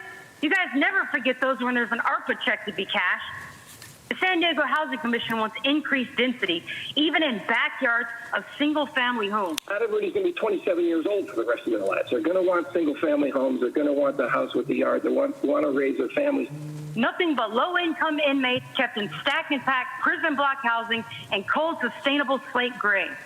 Consultant Jennifer Lazar's Global Policy Leadership Academy is partnered with the Chan Mark Zuckerberg Initiative. This item continues the UN's 2030 goal of homes aligned with transit, leveraging public and private funds. This fascist government hand in the market is guaranteed to have you guys building housing just like you were operating an I Love Lucy conveyor belt full of chocolate. Funny failure. Resign. Chair Fletcher and Council President Elo Rivera, that concludes public comment on this item. Thank you to all of our speakers for joining and participating in today's meeting. I'd like to hear from members of the Board of Supervisors if they have any comment. Supervisors are asked to keep their comment to under 5 minutes. We'll start with Vice Chair Vargas and then continue going in district order for comments or questions, starting with Vice Chair Vargas. Thank you, Chair Fletcher, Council President Elo Rivera, and also to all of my colleagues that are here today this morning. The need for access to housing and the stories I heard firsthand while I was a trustee at Southwestern College is really what propelled me for my interest to be on the Board of Supervisors. And I saw firsthand how many of our students and our faculty were living in the streets in their cars and having to create policies that really focused on people being able to take showers in our gymnasium because people were suffering. And so it is really truly an honor for us to be here today, and I'm grateful to San Diego State President Adela de la Torre for opening up this space and for all of you here for this important discussion. It was mentioned during our opening remarks that we want to make sure that we are not just exporting our talent. What we really want is our students and our young people to be able to live in the county. We know that for many years, government has not been working for everyone. The current housing crisis is a result of years of the lack of prioritizing the basic necessities people need to survive. The lack of affordable housing impacts young people, working families, veterans, seniors, and we've heard it from so many of our speakers today, right? Seniors in fixed income and people of color. We know that a majority of San Diego County's low-income renters spend more than 50% of their income on rent, leaving little less left for basic necessities like food, transportation, health expenses, and other needs. I believe that as government bodies in the San Diego region, it is our responsibility to preserve existing affordable homes, protect the families in them, and produce more housing at all income levels to address issues of affordability. The lack of affordable housing in the region has only exacerbated fewer and fewer opportunities to achieve wealth, with limited home ownership opportunities for our communities of color and our communities of concern. We know that home ownership is the single most powerful strategy and tool for closing the racial and ethnic wealth gap. As a county, it is our responsibility to expand affordable housing and protect the families in them, as well as produce more housing for low-income levels to address issues of affordability. In April, the County of San Diego Board of Supervisors received an update from our affordable housing development using local, state, and federal investment has led us to the construction of 3,390 affordable units, as has been mentioned. The County of San Diego has directly invested in this construction of affordable housing through Innovative Housing Trust. And I'm really proud that most recently our board approved, as I introduced, a board letter supporting an innovative model called Avanzando San Isidro Community Land Trust. Casa Familiar and San Isidro-based community organization is leading here in San Diego County and in the region. The CLT are an anti-displacement strategy that will help remove land from the real estate market and to secure permanent affordable housing. Avanzando San Isidro CLT is a direct response to the growing need for affordable housing, and Casa Familiar has donated for the construction of this project, and it's partnering up with the strong developers that have a proven record of capacity to complete this project. This innovative CLT model is a partnership that is going to be able to expand opportunities for alternative home ownership models with the purpose of increasing home ownership among working class families and our lower income workers. Our government agencies need to find ways to make sure we can acquire land and build affordable housing. It is critical for us to continue to step in. The product of affordable housing has to be complemented with also building more middle income housing and expanding ownership opportunities. This is another strategy that, by advancing in together with affordable development, gets to the issue of housing access and how else we can provide access to housing. We need to balance the need for affordable housing and middle-income housing for our region. It's not either or, especially because we encourage our young people to go to school, get higher-paying jobs, and give back to the community where they come from. However, they ultimately come back to communities that is no longer theirs. There is also a loss of community identity when the same folks advocating to bring investments are left behind of affordable housing opportunities. By us working together, we will get more done to provide more opportunities for all San Diegans to have a home. I am so proud to support today's actions because they are the collaborative approach that will get us to more construction for affordable housing. I have no doubt that together we will continue to utilize local, state, and federal resources to provide funding to affordable housing development opportunities. The action today will ensure that San Diego County can have a good quality of life and thrive in our region. Y me da muchísimo gusto acompañar a todos los supervisores del Condado de San Diego y el Ayuntamiento de la Ciudad de San Diego esta mañana, porque sé que juntos vamos a presentar una política pública que traerá soluciones para las viviendas para todas nuestras familias. Muchísimas gracias. Thank you. Thank you, Vice Chair. Supervisor Anderson. Thank you very much. I agree with my colleague. I want to thank everybody here for all their hard work. This is a great first step in moving forward. You know, the city, though, in infill, shouldn't have to go it alone. And I represent a good portion of the unincorporated area. And I have produced a letter. I'm going to be reaching out to all of your offices, asking Sandag to offer the same transit opportunities to the rural portions of our county, like Ramona and Lakeside and Alpine, so that we can better serve the unincorporated, create additional housing above and beyond what we're talking about today, and also protect the environment. I know that you all know this, but for many in the audience, they may not. There's over 100,000 people who work in our county that live outside the borders of our county, creating more than 1 million miles a year in commute. They didn't, I'm sure you all went through the same thing. When I was campaigning, nobody came up to me and said, oh my gosh, I live too close to my work. Can you please find me a job in another county? And nobody said to me, my air's too clean, I want more dirty air, and you're failing me. So with that in mind, if we gave those people additional opportunities, I believe that some of them would move back to our county. They would have a higher quality of life, and they would improve all our quality of life. With that in mind, I'm going to be reaching out with my letter. I hope that you can sign on or send a similar letter to Sandag. But you know what? If we're going to think big, if we're going to do big things, then we need to think in terms of where it's natural to build additional villages. And when you think about England, it grew the suburbs because they had mass transit from the suburbs in. And when you think in terms of Ramona and some of these communities, it only makes sense that we give them the same opportunities. We should not be denying the people who cannot afford Teslas the ability to get to the beach, to have a full life, and to enjoy San Diego like we do. So thank you all, and thank you for your hard work. It's a pleasure and a privilege to be on this board. Thank you, Supervisor Anderson. Supervisor Lawson-Remer. Thank you, Chair Fletcher and Council President Elo Rivera for convening this joint session, and thank you as well to the San Diego Foundation for your leadership in advancing this important multi-sectoral partnership. I really appreciate that we're taking a regional scale approach today.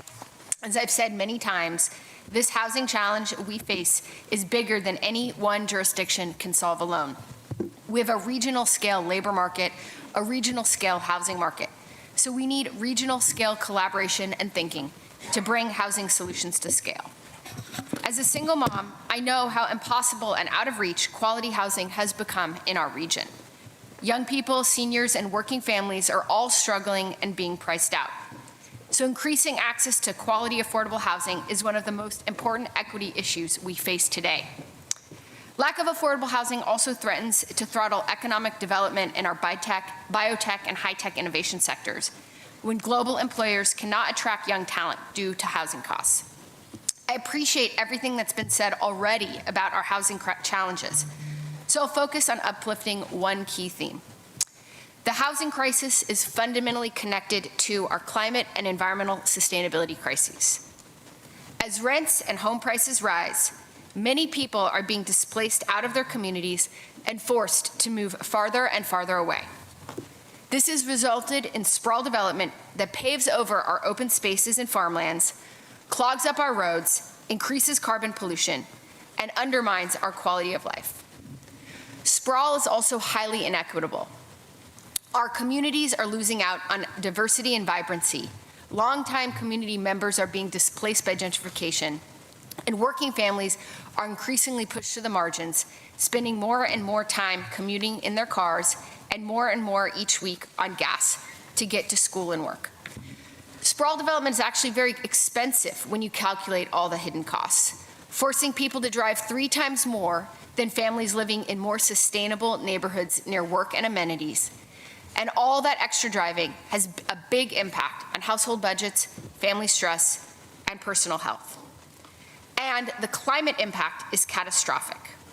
One study found that supercommuters contribute an extra 1.3 billion vehicle miles traveled every single year, dumping an extra 400,000 metric tons of greenhouse gas pollution into our air every year. So sprawl increases inequity, destroys the beautiful natural spaces and biodiversity that makes San Diego such a special place, and exponentially increases our region's contribution to the climate crisis. And in order to solve the climate crisis, and in order to protect our region's ecosystems and habitats, we must solve our housing crisis. We must build more housing, and we must build the right kind of housing in the right places. Infill housing in urban areas, near jobs, transit, and services, is one of the most important strategies to reduce greenhouse gas pollution and protect our climate. So what does it look like to build the right housing in the right places? It means saying a hard no to the era of sprawling McMansions that pave over our natural habitats and ecosystems, And instead, we need to say yes to infill housing near jobs, transit, and great neighborhood amenities like schools, parks, and grocery stores across our entire county region. And we need to say yes to all kinds of housing: townhomes, duplexes, senior housing, supportive housing, affordable rentals, and we definitely need missing middle housing and first-time home ownership opportunities. These homes should be sustainable and green. California is leading the nation in solar technology and climate action, so we are well positioned to build green homes that incorporate on-site renewable energy, cutting-edge energy efficiency, and native plants and water-wise landscaping. Building thoughtful, sustainable homes is also a mental health and environmental justice issue. Substandard housing and homes without access to green space, light, and air have well-documented negative health impacts on residents. So this is the kind of housing we need. This is the kind of housing that creates new opportunities for all San Diegans to live in great neighborhoods and protect our climate and natural habitats. Building the right kind of housing in the right places at scale will require hard work and sustained effort by our entire region, and we must use every tool in the toolkit. In addition to making public lands available for housing, we need to also look at new revenue options to fund these public housing investments and ensure big global corporations like BlackRock are not unfairly profiting at the expense of working and middle-class San Diegans. We should look at a windfall tax, potentially a small sales tax on $5 or $10 million mega mansions, so we can reinvest a small portion of these windfall gains from rising property prices into building and preserving affordable housing in our communities. And we should also make sure that giant out-of-county corporate landlords are paying their fair share to build and preserve affordable housing instead of displacing communities. So I'm excited to be here today to jumpstart our regional housing strategy. It's not going to be easy, but it is vital that we move forward. Our region cannot wait for real action. Thank you, Supervisor Wasserman. I'll turn it over to Council President Elo Rivera for comments by council members. Thank you, Chair. We will begin with Council President Pro Tem Montgomery Stepp. Thank you so much, Council President Elo Rivera, Chair Fletcher. Thank you both for convening this meeting this morning. Also, just want to thank the public for being here, whether you spoke or not, whether we agree or not. It is really, really important for us to be in this space and share our ideas and thoughts as we, continue to tackle one of the biggest crises in San Diego, and that is the lack of affordable housing. I also want to thank our presenters for being here with us this morning and letting us know what you all are doing in your own separate capacities to help us tackle this issue. And I want to acknowledge my constituents who request more coordination between the city and the county. We hear it all the time. They are eager to see both entities unite to address homelessness and affordable housing because public health and housing are inextricably linked. This issue is significant to my district because my constituents and I, we're seeing families, we're seeing friends, neighbors leave this state to find affordable housing, somewhere where they can experience a better quality of life than we are able to give them right now in San Diego. The nation looks to California for leadership on policy initiatives and innovative approaches to social justice. But right here in San Diego, the second largest county in California and the 8th largest city in the nation, more than half of the residents are paying more than 50% of their income on rent. On top of that, home ownership is almost entirely out of reach for working class families. We're all witnessing the most vulnerable pushed out into houselessness, seeing that number expand daily. You all know this, you don't need to hear it from me. I also, though, want to thank the speakers. So many issues were brought up, gaps in funding. We were talking about building, the Oceanside Homeless Resource. Just love your work so much. I think that it should be replicated across the county because it does provide a communal space for folks who have been previously houseless. We're talking about caseworkers working with individuals consistently. That is something that I've heard as well. Labor good wages for people who work in San Diego. We saw that the chart that Ms. Lissar presented about wages, that is so important. This is not just one issue. This is us approaching it from many different angles. Senior housing, veteran housing, talent retention. We are losing so many of our young people because they cannot afford to live here. One thing that is very boring to talk about, but that we need to talk about more, is the permitting issues that we have in our government structure. We will always be backlogged if we don't step into the operations and do the work that no one will ever see in order to make this permitting process go quicker for those who are trying to build. One of the most important, though, right now as we approach these long-term solutions are tenant protections. I do want to thank the Council President for being at the lead of this. But as we are looking at the wages that we need to survive in San Diego, there's no way we cannot take a look at tenant protections. It just has to be done. Spending more income on rent or mortgages means less money fueled into the local economy, and this leads to private equity firms receiving more money, the same private equity firms that the United Nations have cited as being responsible for the lack of available housing stock and their role as major contributors to the housing crisis. Our job today is to do what we are doing as a start. I'm very grateful to be here with my colleagues, but we have to come out with some tangible solutions and then check ourselves, come back and hold ourselves accountable and see that progress that we are making. I'll just say that, again, I'm excited to see the tools that especially the San Diego Foundation has presented in front of us about how we look at these sites that are viable sites for building housing. I want to also focus on low-income housing in high-opportunity areas and also mixed-income housing, because a lot of times when we have one type of housing in our areas, in District 4 in the city of San Diego, we do experience a lack of other resources. So it's important for us to include amenities with the housing projects that we build and to spread that housing out across the region. Appreciate being here. Thank you so much. If you need a motion, I will move the resolution, but if you don't, I won't. Thank you. Well, it's out there, so we will receive it. We will move through sequentially now, beginning with Councilmember LaCava. Thank you, Council President Pro Tem. Thank you, Council President Elo Rivera and Supervisor Chair Fletcher. Thank you to the three presentations. Thank you to the Mayor's Office for showing up today. And thank you to the public that showed up or called in, and I'll be happy to second the motion. We are here talking about the region's housing supply and affordability crisis. We say housing is a human right, a critical element in public health, and yet we are dependent on the private market, private property owners, private investors, private capital, private home builders. We put a dent in that privatization through inclusionary zoning, government subsidies, and vouchers, but it isn't enough.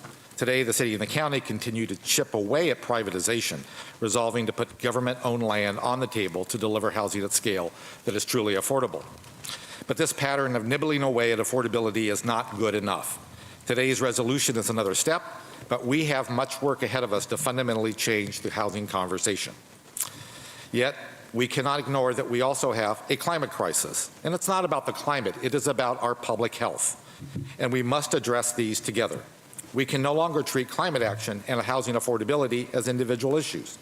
The only way we will meet our climate action and housing goals is to build housing that is sustainable, housing that is accessible to our working families and seniors, housing near employment centers, transit, retail, and education. Sustainability means electrification of homes, capture and reuse of stormwater and gray water, smart land use policy, and preserving homes that are naturally affordable or under contract.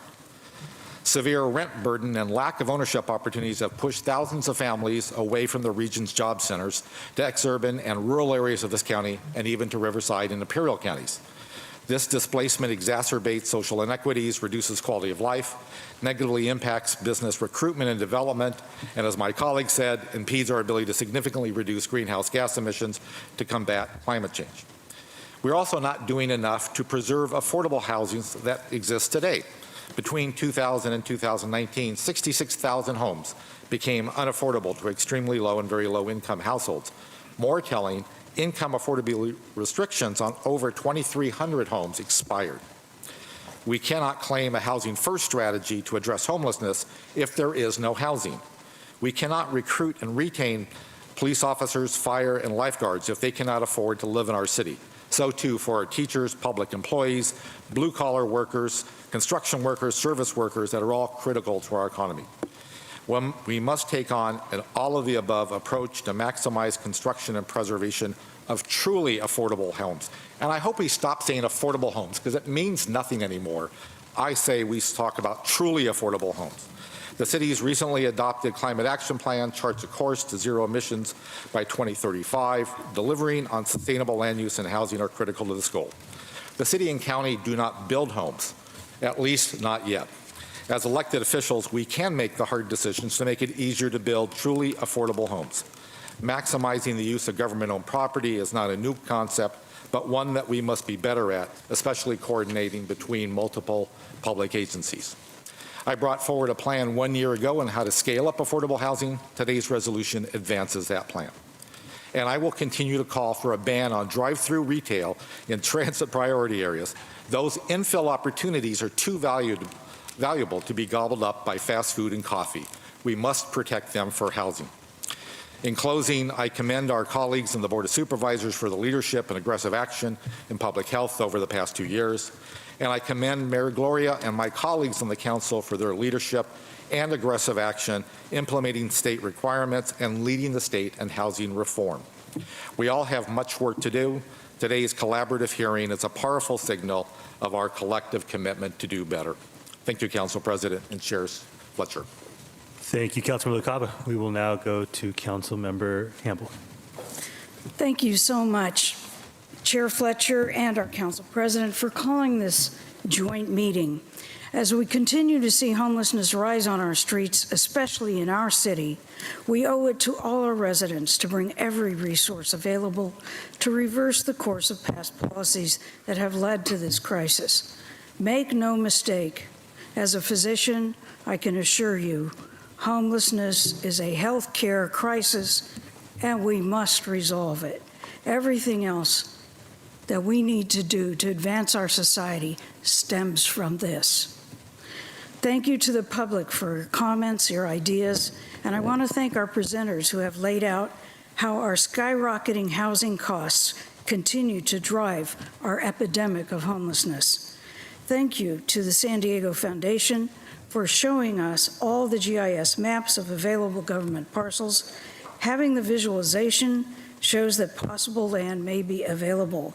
And thank you to our San Diego Housing Commission for housing 22,000 families already and coming up with a new plan to increase the housing on the properties that they currently hold. This meeting's sole purpose is to resolve to build thousands of affordable homes before the end of this decade. And to do this, we must put every resource available forward and move beyond the siloed thinking of the past. We must continue to build on the collaboration that our two governments have started in recent years, and we must utilize the strengths of each organization to produce the affordable homes that San Diego needs. Our city's Housing Commission that is bringing innovative solutions forward today at this meeting is already on the forefront of preventing more of our residents from slipping into homelessness. They administer funds and leverage every opportunity for prevention of homelessness as well as to end homelessness. And they do it through a variety of programs to provide help for people to find homes and apartments that are affordable, even administering mortgages for some first-time home buyers, to funding the construction of affordable homes and apartment buildings throughout the city. No one entity is doing more in direct service to the first rungs of our housing ladder than our city's Housing Commission. And I want to point out that when our Housing Commission makes a mortgage, the people who took the mortgage are grateful. They work hard and they pay it off. We do not have to repossess their homes. So let us maximize the resources for them to utilize and get shovels in the ground as fast as possible.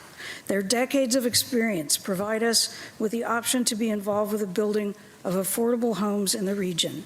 Both bodies here today could focus any unutilized dollars from federal, state, and local sources to this cause, letting the Housing Commission put them to use immediately, leveraging all their knowledge to start production of affordable homes as soon as possible. The power of this joint resolution is what we two governments are doing now to collaborate. We are working together in harmony. We are using every possible method to help people right now. Let's make this housing happen as soon as possible and show that San Diego is ready to do everything we can to alleviate the human catastrophe unfolding in the neighborhoods across our region. Thank you. Thank you, Councilmember Campbell. We'll now go to Councilmember Whitburn. Good morning. I represent downtown and the vibrant urban neighborhoods around Balboa Park. It is the area of the city with the most housing density, with the most new housing under construction, and with the most people experiencing homelessness. So my district has a big stake in the discussion that we're all having today. We have an unprecedented opportunity. For the first time ever, the city, the county, and the state are all prioritizing these issues, and we're all working together. It also helps that each of you on the Board of Supervisors has deep knowledge of other governmental jurisdictions. Each of you has previously served with other governmental jurisdictions during your life in public service, be it Southwestern College or the State Assembly or the State Senate or the federal government. That's really valuable, and it will help us act on the information that we are hearing today. I'd like to thank this morning's presenters, Ms. Lasar and Mr. Stewart, Mr. Davis, Ms. Jacobs, Mr. Hoffman, and I support the resolution that is before us to build 10,000 affordable homes on government-owned land. I will say this: if we want these homes to reduce homelessness, then we'll need to gear many of them to the extremely low income levels. We often refer to affordable housing as housing that's affordable to people earning 80% of the area median income or less. But that itself, as we heard today, encompasses a wide range of income levels. As we saw in the slides that Ms. Lasar presented, there are big differences in the rent burdens experienced by people at 80% AMI, which is classified as low income, and those at 30% AMI, which is classified as extremely low income. One is making $73,000 a year. The other is making $27,000 a year. One can afford rent of $1,800 a month. The other can afford rent of $700 a month. We need to build housing for those folks with the lowest incomes who are having the most trouble paying rent if we're going to reduce homelessness. And that includes many older people whose only source of income is a monthly Social Security check. The average Social Security check is $1,600 a month. Even if you budget half of that for rent, that's only $800. I'll offer one last thought. Even with these ambitious goals in our joint resolution, we're aiming to get these 10,000 homes built by 2030. We can't wait until 2030 for our sidewalks and parks to be free of encampments. Right now, we don't have housing for everyone experiencing homelessness, nor do we have shelter for everyone experiencing homelessness. We're working on that. But in the meantime, we need a way to get people off the streets. We need safe campsites. Safe campsites allow people to come off the sidewalks, sit out of the parks, and be in a place with security and restrooms until they can move into shelter or housing. Safe campsites are not a solution to homelessness, but they are a solution to encampments on our sidewalks and in our parks. It can be difficult to find locations for safe campsites, and they cost money to operate. But if we can keep unsheltered people safer while also keeping our sidewalks clear, then we'll improve the situation for everyone. And I hope that we can all work together on that as well. Thank you. Thank you, Councilmember Whitburn. We will now go to Councilmember Von Wilpert. Thank you, Council President, and thank you, Chair Fletcher, for convening this meeting today. A thank you to the San Diego Housing Commission for being here as well, and all the work you're doing, and the San Diego Foundation, as well as Jennifer Lazar for presenting. I want to thank everyone who came in, both in person and who called, to share their experiences with us, especially those with lived experience in homelessness. I have a couple questions, actually, that I'd like to ask some of the presenters and maybe the mayor's staff. We all know that affordable housing is a top crisis in our region, which is why you see all these leaders here today. One question I'd love to ask about the Regional Housing Impact Fund, which I think is a great strategy, is will the fund be used to help build housing if public land is given, or what part of the housing crisis will that funding go towards? Thank you, Council Member. We are still at this time building the Regional Housing Impact Fund, working with Latham and Watkins, and we see it being additive to the capital stack needed for new affordable housing.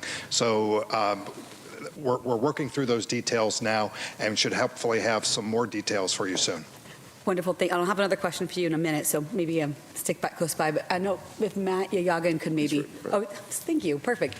Talk about something that I think has been very successful so far, and it's the Mayor's Bridge to Home program, in which we have affordable housing projects that are this close to crossing the line to being groundbreaking and building, but they don't have quite the amount of funding they need.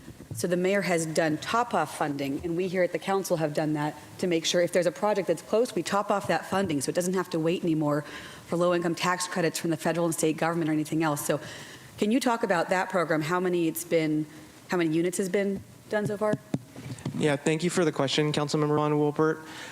As you described, the Bridge to Home program is a gap financing program administered by the city's Economic Development Department.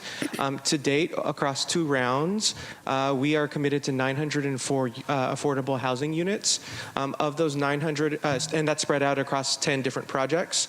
Of those 904 units, 232 are dedicated to those experiencing homelessness. And coincidentally, the groundbreaking for the first project is happening right now in San Ysidro. Fantastic, thank you. And one of those projects is also in District 5 in Rancho Bernardo for low-income seniors, which I'm very proud that we are helping in Rancho Bernardo. As Council President Pro Tem said, we need to make sure we have affordable housing everywhere, especially in high-opportunity communities. So for the San Diego Foundation, this may be a good connection for the funding that you raise. If there's gap financing where $2 million can literally be the difference between 100 affordable units going and not, that could be a good way to connect. So I want to put that out there for you. But I do have a question as well. So one of the things I hear a lot about in my district, and we heard from some of the public commenters today, is the inability to have for sale affordable housing. You know, we know that is such a way to build wealth in this city, in this county, in this state. And you have done a great job, the foundation's done a great job with making sure that we're trying to combat the years of government-sponsored racism with redlining and other deliberate programs that excluded Black people from owning homes by doing a program to help Black home ownership in San Diego. So I'd love if you could speak, and I've actually got calls about that in my office from folks in my district asking, well, how do we expand that? Because my daughter's a nurse and has to leave San Diego, or my daughter's a teacher and she can't afford to live here. So how can we expand the availability for sale? And I'd love to hear your answer. And if Jennifer Lazar wants to chime in too, that'd be great. Yes, so with our Black Home Ownership Program, we partnered with Union Bank, U.S. Bank, LISC, and the Urban League of San Diego to help prepare families and certify families for home ownership, and then work with them to find the properties for which they could then take these grant, not loan dollars, to be able to make that down payment.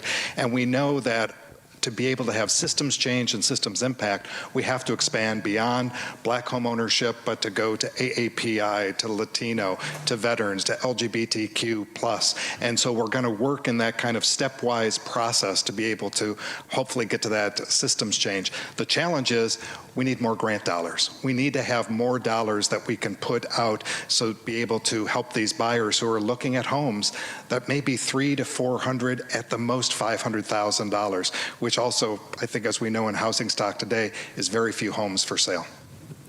Got it, thank you. I don't know if Ms. Lazar is still on the line as well and wants to comment on the for sale. I am. Thank you, Council Member, for your question.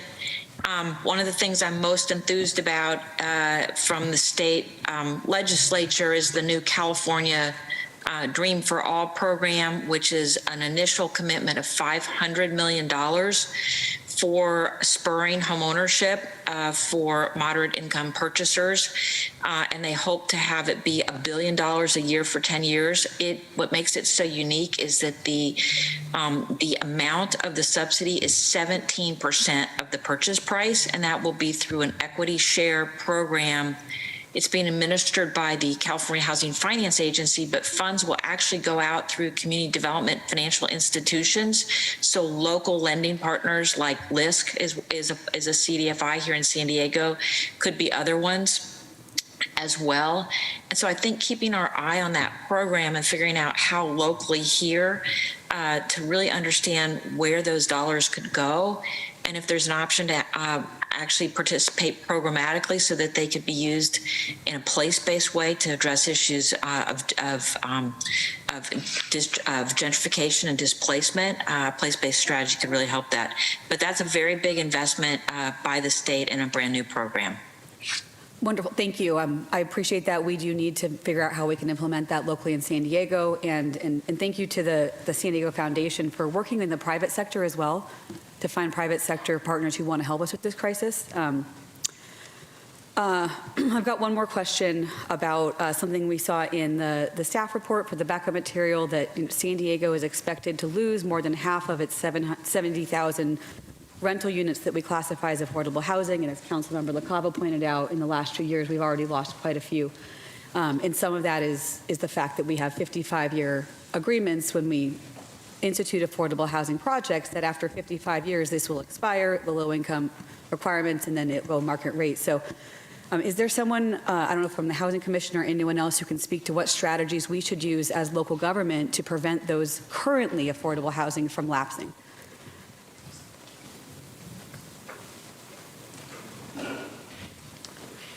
Yeah, definitely. I'll start, but there's definitely several other juggernauts in this realm. But yeah, obviously, it is not one size fits all. When you're looking at the continuum of housing, you have to look at where the strains are. And where you sort of attack things is where those strains are, and it actually ripples through the entire continuum. So you have to look at preservation just equally as you look at production, which is why our densification measure is huge, because it does both.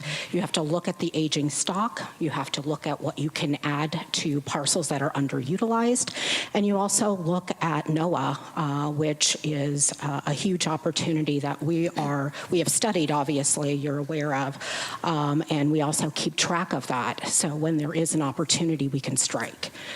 So a lot of hands make the work light, and we need to take opportunities in resyndication to preserve as well. They're going to come back through the door after a certain number of years because the housing stock gets tired, and we have to recommit to them to another 55 years. That means infusing additional resources into those housing opportunities. Thank you. Ms. Jacobs and Mr. Davis, one thing I would love from you all is you have your eye to the ground on which properties will be losing their 55-year low-income requirements. And so if you could please bring that to us at the City Council or the Housing Authority early, so that we can make sure we don't lose those and they don't lapse. We'd love to make sure we do invest those resources and continue to keep those houses affordable, because like you said, if we don't do both production and preservation, we're not going to produce our way out of this. So please keep us informed. Yeah, absolutely. We look at it from a 10-year look back, because housing takes time to redevelop. So we're looking at it very early. Great. Yeah. Thank you very much. I appreciate it. I just have a few more comments to make. Today at City Council, we will be considering a resolution to ask the federal government to step up and really help us with our Section 8 voucher housing program. We don't have nearly enough. We have, what I think it's about 20,000 families, a little less, in San Diego County that get Section 8 housing. That is not enough. And the federal government says it wants to help with affordable housing. We need you to increase our Section 8 vouchers. So we'll be considering that resolution today. We and both the county are piloting rent subsidy programs to help keep people in their homes.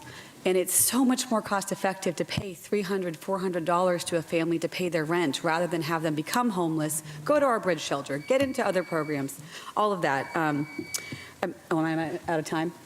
Okay. A few more minutes. I also want to really thank the county government for what you've been doing to change the direction on homelessness you've taken. I mean, with Chair Fletcher and Vice Chair Vargas and Tara and Lesson Reamer and Julie Anderson and Jim Desmond, this county has stepped up in a way we haven't seen, and we need your help to continue. You know, we know from the Carrot Court program we're supporting that substance abuse and mental health issues are some of the primary drivers of major issues in our region, including homelessness. According to the county medical examiner, the #1 cause of death on the unsheltered people in the streets is drug overdose. Out of 500 deaths in 2021, 299 of them were drug overdose. And we know that drug companies caused this. Fentanyl is now surging, opioids are surging. We're going to get over hundreds of millions of dollars from drug companies who cause this addiction to help abate it. I would really encourage you to include housing with that, because you can't get off an addiction unless you have a place to live. So sober homes, Suboxone and medicated treatment, assisted treatment needs to be at every shelter, every place. I thank you for what you're doing to look ahead and see how many mental health and behavioral health service workers we need. Your data-driven approach is wonderful. Thank you for bringing in social workers to our shelters. Our community harm reduction shelter, which is the first one we've ever had, has been incredibly successful in helping getting people off the street because the county has been there alongside us. So please continue the work you're doing. We also know domestic violence is one of the leading causes of homelessness for women and families. The ACLU of San Diego said almost 50% of homeless women are domestic violence victims. We need to make sure we have caseworkers at the Safe Place, Your Family Justice Center, to make sure that those victims aren't on the street. I'm going to be asking for a budget increase for those caseworkers, and I encourage my colleagues to do so. So I just want to say thank you to everyone here for addressing this as not only a public health crisis, but also a housing crisis, and that we can continue to do this work. So thank you for the extra time. Thank you, Councilmember Von Wilpert. We will now go to Councilmember Kate, followed by Councilmember Campillo. Thank you, Council President, and thank you to Chair Fletcher and the board for convening this with our governing body here today. As I come to the end of my time on the City Council, I'm really excited about the understanding by these two bodies of the need for more housing. At the start of my time on the council 8 years ago, it was politically difficult to state affirmatively just that fact, and I'm thankful that times have changed. I've also appreciated the opportunity to work with the county and Chair Fletcher on the Mount Etna project in Claremont, which is going to be a great project, providing 400 affordable homes for residents in a very great community of Claremont. I'm excited about the transition and the move on that property and hopeful for its success in the years to come. In my district, we've seen a really acceptance of density and more homes. In Kearney Mesa, with our community plan update we adopted back in 2020, we're allowing for the construction of over 20,000 new homes in an amazing community that I'm sure everyone in this room has been to at some point in time, because everyone's been to Convoy. We've also on the path to adopt a plan in Mira Mesa where we're going to have the ability to construct over additionally 20,000 new homes in a very diverse, incredible community, which I'm proud to live in. These are communities that have welcomed new homes and are really excited about expanding the diversity within each of those neighborhoods, which is why I'm also excited about the densification plans presented by the Housing Commission as well too, and thank you for that presentation. You showcase a property really in the heart of Mira Mesa that would be perfect for allowing more units to be built on that property. But I want to say one thing. I think it's important that as government continues to get involved in the process of building new homes, that it does so with a very light touch. I'm of the belief that it makes no sense that in order to increase the number of homes that we have in our communities, that we also increase the cost of building those homes. I'm happy that I got to be a part of history and participate in this meeting here today. I look forward to working with all of you in the years to come to address this crisis. Thank you, Council President. Thank you, Councilmember Kate. Councilmember Campillo. Thank you, Council President, and thank you to the members of the public, the 30 who are here in person, the 14 on the phone, for coming in and sharing your ideas and your solutions and your frustrations with us, especially to my constituent from District 7 in Linda Vista. Nancy, thank you for being here today and speaking to the displacement of your neighbors and all of our neighbors are facing. First, I want to address Supervisor Anderson had a great idea. As for connecting distant and rural community members, Supervisor Anderson, send me the letter you're writing. I'll sign on to it. I want to connect our neighbors and our family members in East County to transit like you said. It's a very good idea. I grew up in East County and I know it's a necessary action. Second, as it relates to the building of housing, all builders who are here, who are listening in, whether you're private or nonprofit, who are going to be building this affordable housing, for my support on this, you're going to need two things. You're going to need to have it built by workers who are getting paid a wage. That doesn't mean that they will be rent burdened. We saw the slide from Ms. Lazar about how much rent burdening there is in our community. and that affects all of us. This means we need to have these units built by skilled union workers and reputable contractors who are going to be paid the wage that doesn't mean they're rent burdened. Second, I will continue to insist and in fact demand that housing developers include on-site child care in your projects, because child care at this point in San Diego is a second rent payment for every parent. So to meet and to keep parents in our local workforce, they need the housing and they need the child care close to home at affordable levels. And the burden of transporting your child somewhere else is just simply something that's driving up all costs. So I want to see housing that is built by well-paid union workers who can afford the rent of the unit and the home that they are building, and then they can leave their child in the child care center downstairs or around the house from that home, plain and simple. And as it relates to the city's responsibilities, I know a lot of the developers might say that drives up the cost of building. Well, I've had many developers tell me they're willing and happy to have a PLA if we can speed up permitting. As the Council President Pro Tem said, that is a big problem we have in the city, and I want to see it fixed, because we know that your investors, your developers, investors, they're more worried about how fast they can get that return rather than spending a few more dollars on the workers. So we got to do our part on the city to speed up that. So those are my comments at this point. I would like to ask a question of Ms. Lasar. Ms. Lasar, thank you very much for your presentation, for the data, very helpful information. I did notice one particular slide on a chart where you showed how much we've been building in the last decade. And in 2013, it seemed that we were about 5,000 units built. And then in 2014, it dropped off to below 2,000. And we haven't really seen a significant recovery of that number. Can you explain why you think that might be? Yes, Council Member, thank you for the question. So what was going on in 2012, 2013 were two things. One, 2008 to 2012 really marked the depth of the Great Recession.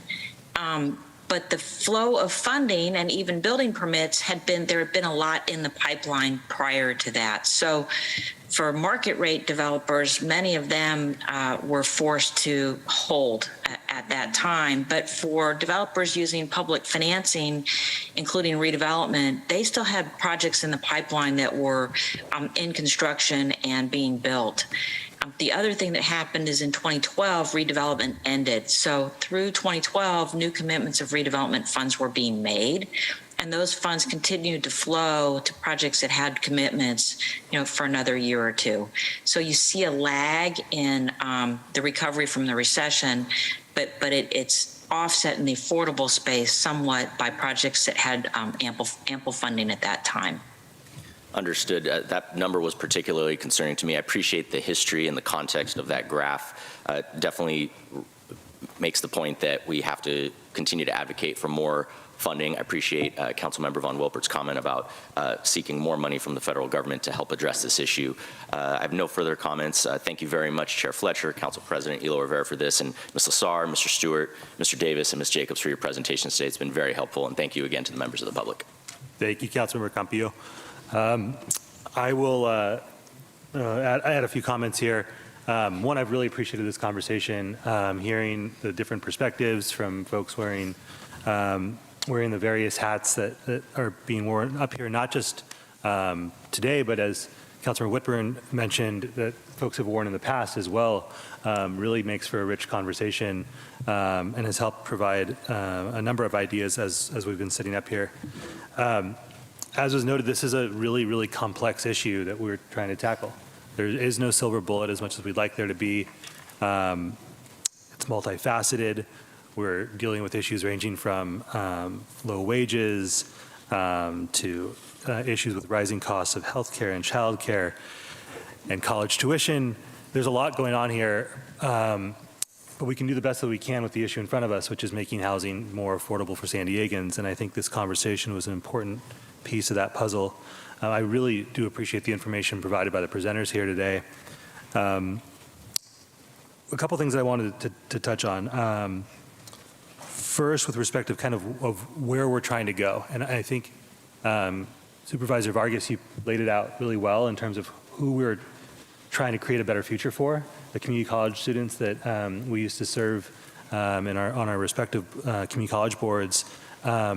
Those are those first-generation college students, right, who are making history in their family and working so hard, and now are finding themselves, even if they do all the things that they've been told to do, not being able to live in the communities that they've grown up in. And that is something that we need to strive urgently to address.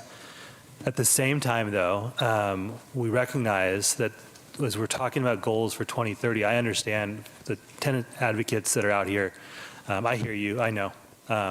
That does you no good today. So again, you have my steadfast commitment to continue to work on tenant protections. You can't be told to wait 8 years for a housing market to become sustainable. That's unacceptable, and I appreciate your continued advocacy. Along those lines, Bruce, we deserve the scolding for not mentioning seniors earlier on. I appreciate Councilmember Whitburn mentioning that. So in the spirit of the Jewish High Holy Days, I will repent and apologize for not mentioning seniors earlier on. Seniors are the fastest group of folks who are becoming homeless. And we know that over half of those folks who became homeless as seniors became homeless for the first time as seniors. That should give all of us, that should put, give us chills. Because that, I think, speaks to the affordability aspect of the homelessness crisis and why we have to act urgently to make housing more affordable.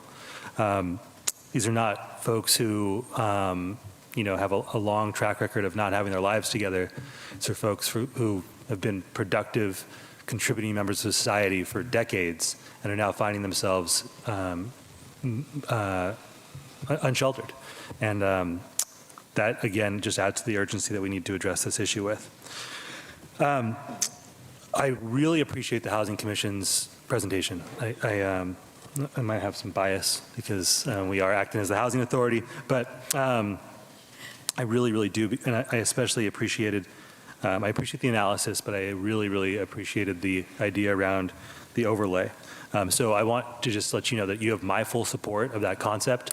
I think that could be incredibly effective in terms of expanding opportunity to create housing and to do so in a streamlined way that can produce housing quickly.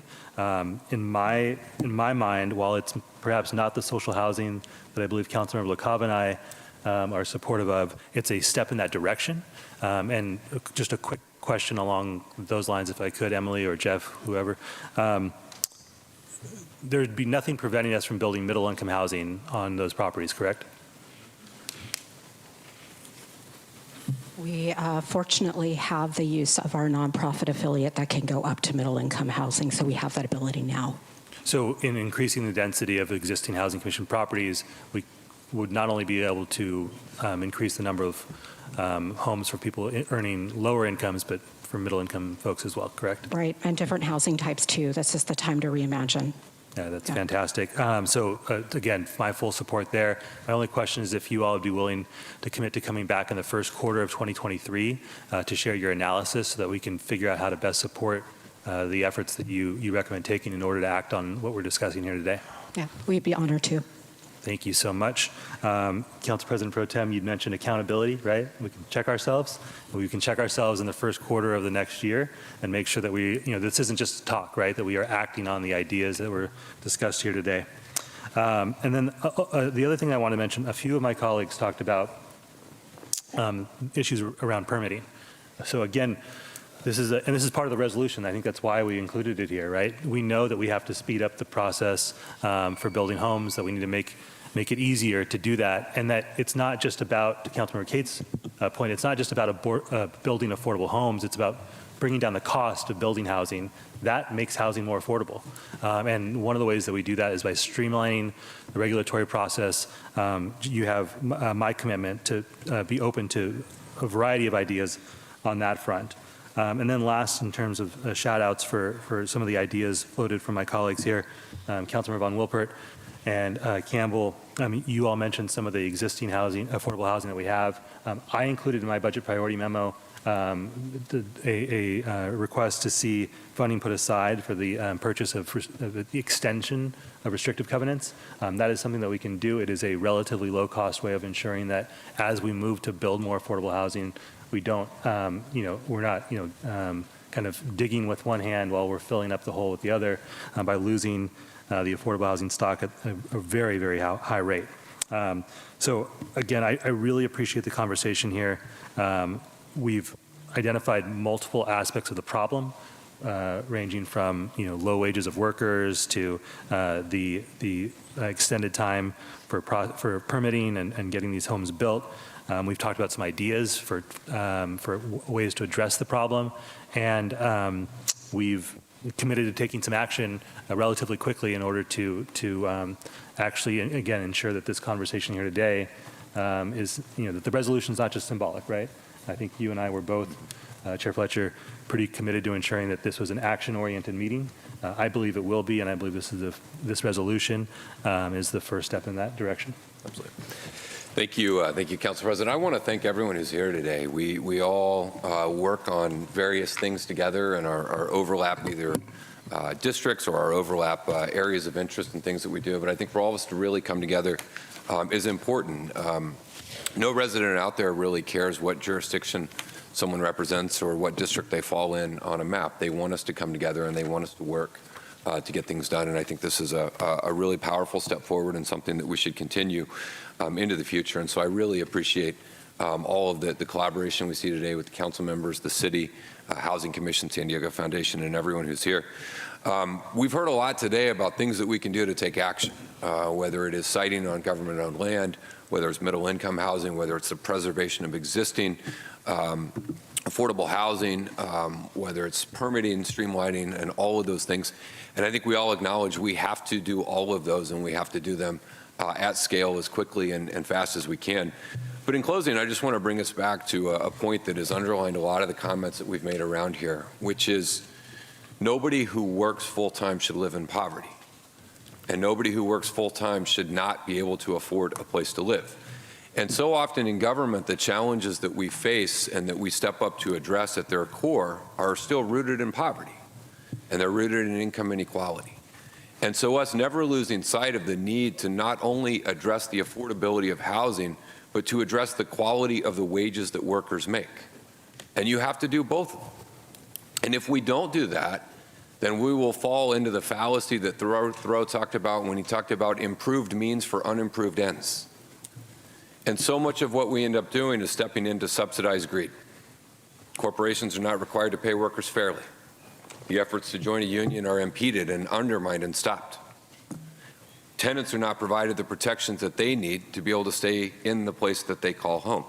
And absent our efforts to tackle those issues, there will not be enough public funding in the world to subsidize greed in our society. And so as we do everything we can to meet the moment we have today, which is everything that we've got to do to keep people in their homes, to get more people in new homes, to build more homes, we have to continue to not lose our focus on creating a environment and an economy and a culture where someone who works full-time can afford a place to live. And we heard that articulated a number of times today. Mr. Hicks from the Carpenter but made a really great point. If we're funding the construction of affordable housing, we should not be contributing to the problem by having workers who work on that project have the need to be subsidized in housing. And so I think that's a really important thing as we move forward. But look, a lot of work, and I think everyone is aware that we have a long way to go. But everyone that you see here before you today is really committed to doing this work and doing the difficult, hard work of citing it, of getting through opposition, of getting through upset neighbors, of working through all of these challenges to make sure that we see real progress. And so we know we have a long way to go, but we should be encouraged by the direction our region's heading. And as county government, speaking on behalf of myself and the Board of Supervisors, we pledge that county government would be more active and more engaged than at any point in history. Given some of the prior boards, that was a pretty easy hurdle to clear. But we are stepping up, but we know we have to do more. And everything we're doing is not enough, and so we will continue to move forward. So at this point, I'd like to ask for Board of Supervisors if there is a motion and a second. We have a motion by Vice Chair Vargas. Happy to second. Seconded by Supervisor Lawson-Remer. We'll take two votes on this item. First, I will ask the clerk of the Board of Supervisors to call the roll on the Board of Supervisors. A motion by Vice Chair Vargas, seconded by Supervisor Lawson-Remer. Thank you, Chair Fletcher. Supervisor Anderson. Aye. Supervisor Lawson-Remer. Aye. Supervisor Desmond. Vice Chair Vargas. Vargas, aye. Chair Fletcher. Fletcher, aye. Thank you, Chair Fletcher. You want to call or announce the results? Or do it at the end? Okay. With that, we've got a the City Council was very eager to make motions. We've already got a motion from Council President Pro Tem Montgomery Steppe. We've got a second from Councilmember LaCava. Clerk, if you'd like to call the roll. Councilmember LaCava? Yes. Councilmember Campbell? Yes. Councilmember Whitburn? Yes. Council President Pro Tem Montgomery Steppe? Yes. Councilmember Von Wilpert? Yes. Councilmember Kate? Yes. Councilmember Campillo? Yes. And Council President Ela Rivera? Yes. The motion passes unanimously with all supervisors and council members who are present voting aye. Noted Councilmember Moreno and Supervisor Desmond are absent. Noted Supervisor Desmond and Councilmember Moreno are absent, all present voting unanimously. I want to thank everyone again, all of our city team, our county team. It was a big lift to pull us all together and work this out. I think it's been a wonderful meeting. And much appreciation to both of our respective clerks and county staffs for doing it. And again, we shouldn't wait 20 years to do it again. But thank you all very much for joining us. It's been a very productive day. Thank you, Chair Fletcher, and thank you for your partnership. Really appreciated working with you on this and the way our teams work together. Our District 9 team believes that housing is a human right. And that it's worth doing hard things in order to make that right come to fruition. And you know, putting this meeting together, while it took a lot of work, I think it's been very fruitful. I want to make sure I specifically thank my District 9 team, Chair Fletcher, your staff, our City TV and County News Center team. These things don't just broadcast themselves. Turns out a lot of work is required to make this happen. Thank you. City and County Clerk, SDSU leadership, and SDSU associated students, everybody else that's made this meeting happen, and the attendees. We very, very much appreciate you. And with that, I want to thank everyone for joining us today. Chair Fletcher. That the special joint county city council meeting for the Board of Supervisors is now adjourned.